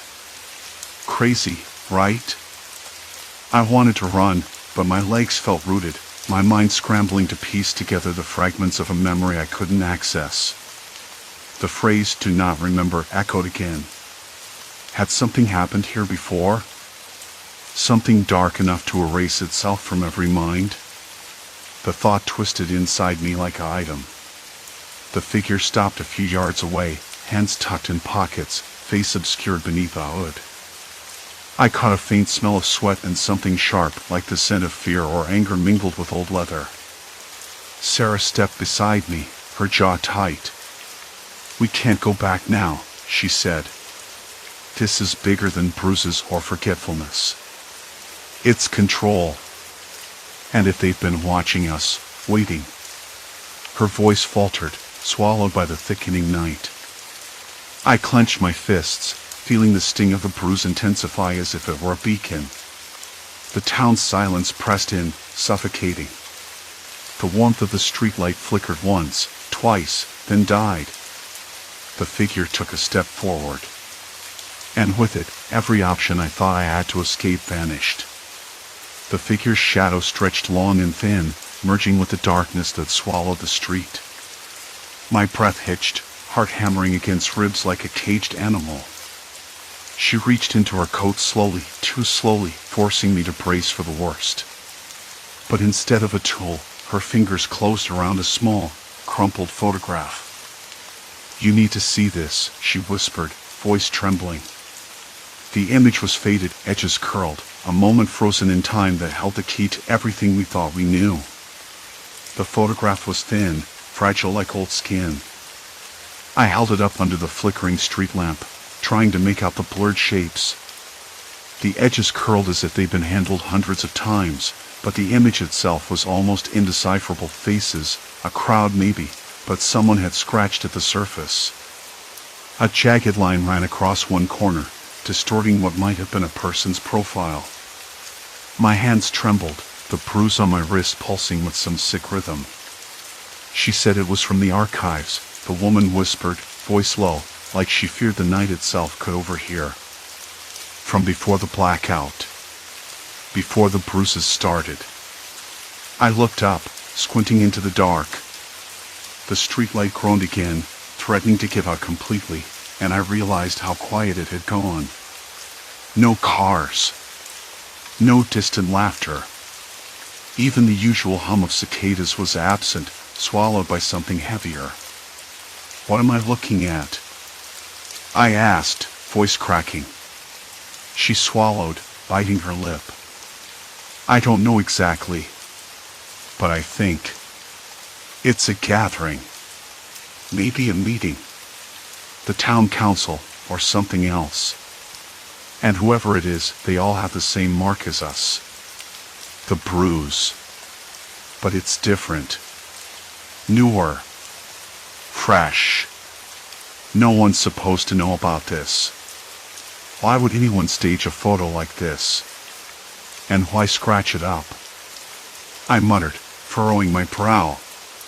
The town's secrets felt like a thick fog pressing in, choking off any clear view. Her eyes darted toward the darkened houses lining the street. Because they wanted it hidden. Or erased. A shuffling noise behind us made me jump.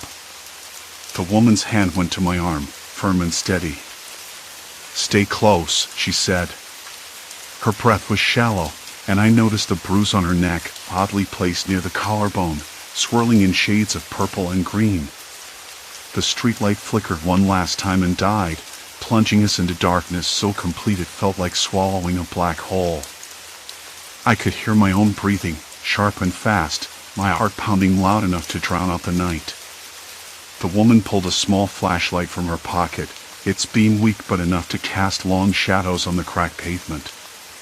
We have to move, she said, voice urgent.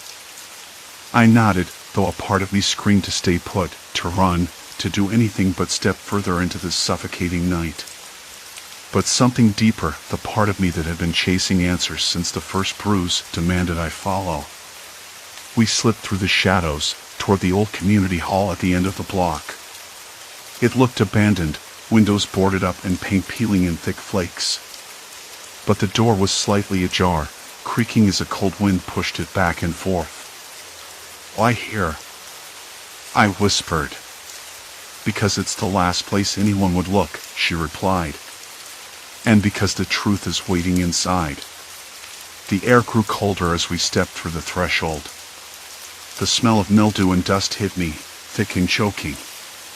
The floorboards groaned beneath our feet in protest.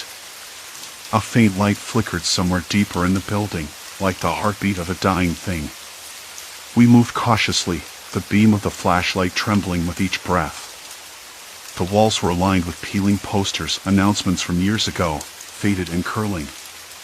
One caught my eye, a notice about a town meeting, dated exactly 10 years before the first bruise appeared. I reached out, fingers brushing over the brittle paper. The words blurred and shifted, but the date was unmistakable. 10 years, I muttered. That's when all of this started. The woman was already moving ahead, her steps deliberate and silent. Then she stopped suddenly, motioning for me to look. Pinned to a corkboard were dozens of photographs, arranged like a grim mosaic. Faces I recognized, and others I didn't, each marked with the same strange bruise. Some fresh, some faded to purple, others nearly gone. Notes scribbled beneath them in hurried handwriting, initials, dates, cryptic phrases. I swallowed hard. The bruise wasn't random. It was a sign. A mark of something deliberate. But what? Then I noticed something else. A small, yellowed envelope taped to the bottom corner of the board. It was addressed to me. My name, handwritten in a shaky script that felt both familiar and foreign. I hesitated, heart hammering, fingers numb with cold. I peeled it free.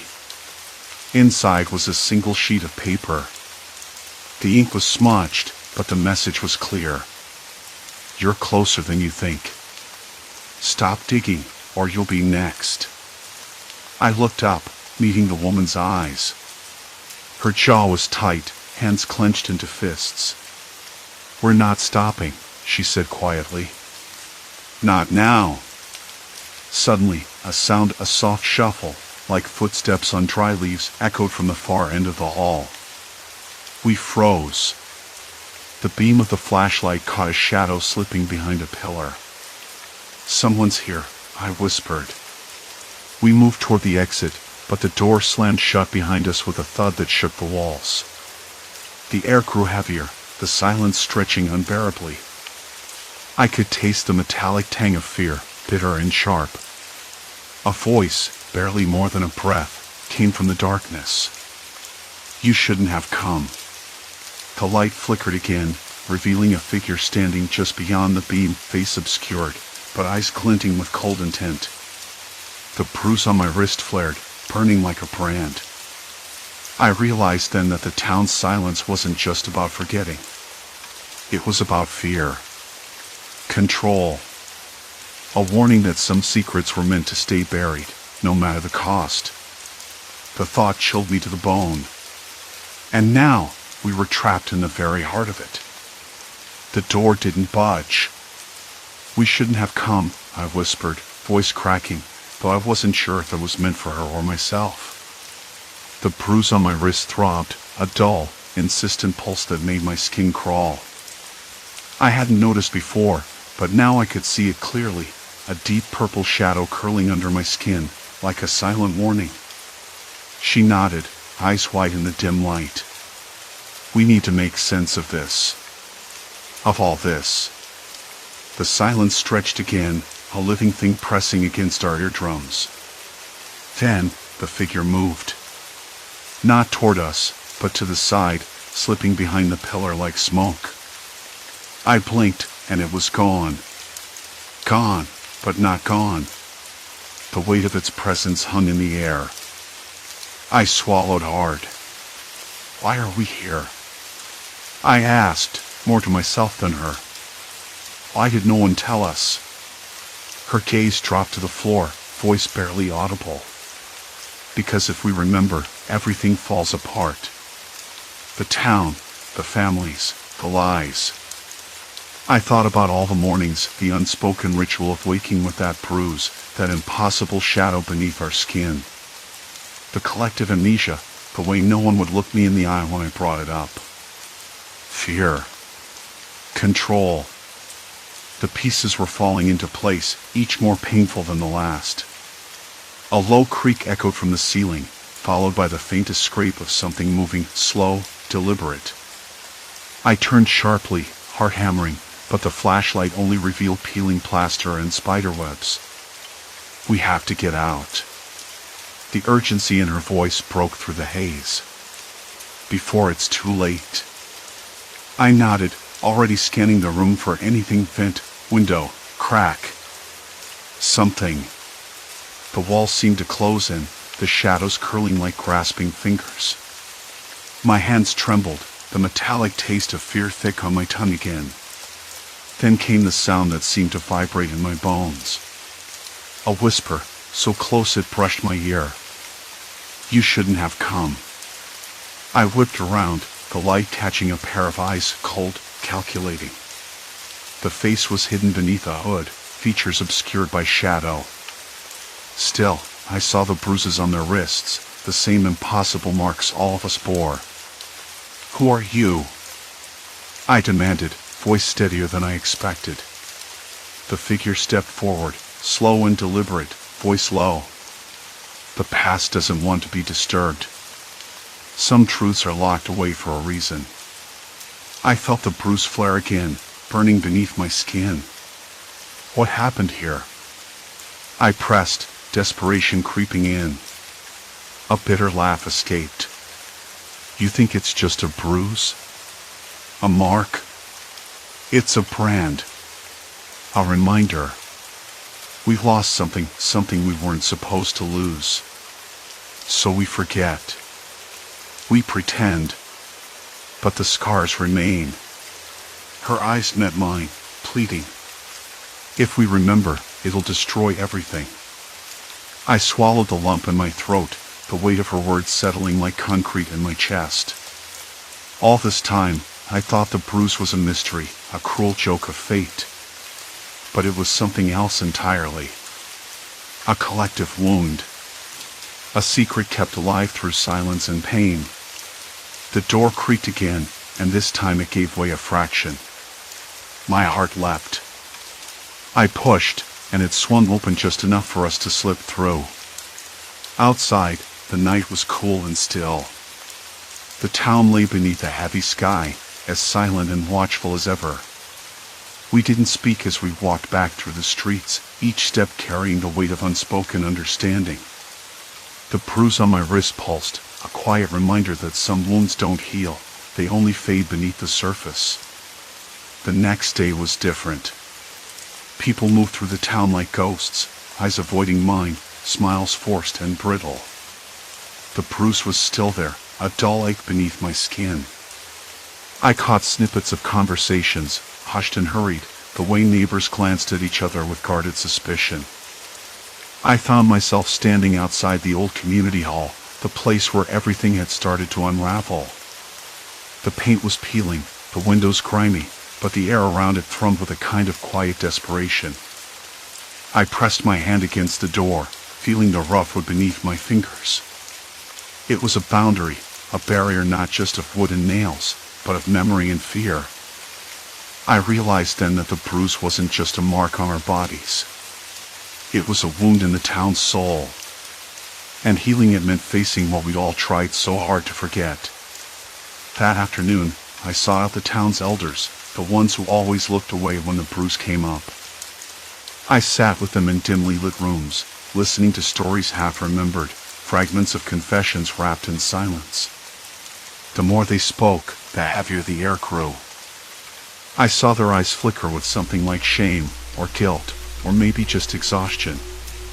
One of them, Mr. Holloway, leaned forward, voice trembling. "We tried to protect you. Protect ourselves. But it was a mistake. The truth. It's buried in the past, yes. But it's not dead." I nodded, the bruise throbbing beneath my skin as if echoing his words. That night, I lay awake, the room thick with the scent of old wood and dust. The bruise felt alive, a reminder that nothing in this town was simple or clean. The silence we'd all maintained was a fragile shield over something much darker. I thought about her, the figure in the hall, the one who warned us. Was she a ghost? No. Just another person, caught in the same web of fear and forgetfulness. The real horror wasn't in shadows or ghosts, but in what people did to protect themselves from truth. And in the end, the bruise was a map. A guide to a wound that needed to be faced, if we were ever going to heal. Morning came slow. I woke with the bruise still there, a dull, aching reminder that the past wasn't done with us yet. But for the first time, I wasn't afraid. Because I knew now. The town's silence was a choice. Our forgetting was a pact. And breaking it, well, that was the beginning of something new. I stepped outside, the cold morning air biting at my skin. The streets were quiet, but beneath that quiet, something had shifted. A tension, yes, but also a fragile sort of hope. I was no longer just a bystander. No longer just the one who noticed the bruise. I was part of whatever came next. And whatever that was, I was ready to face it.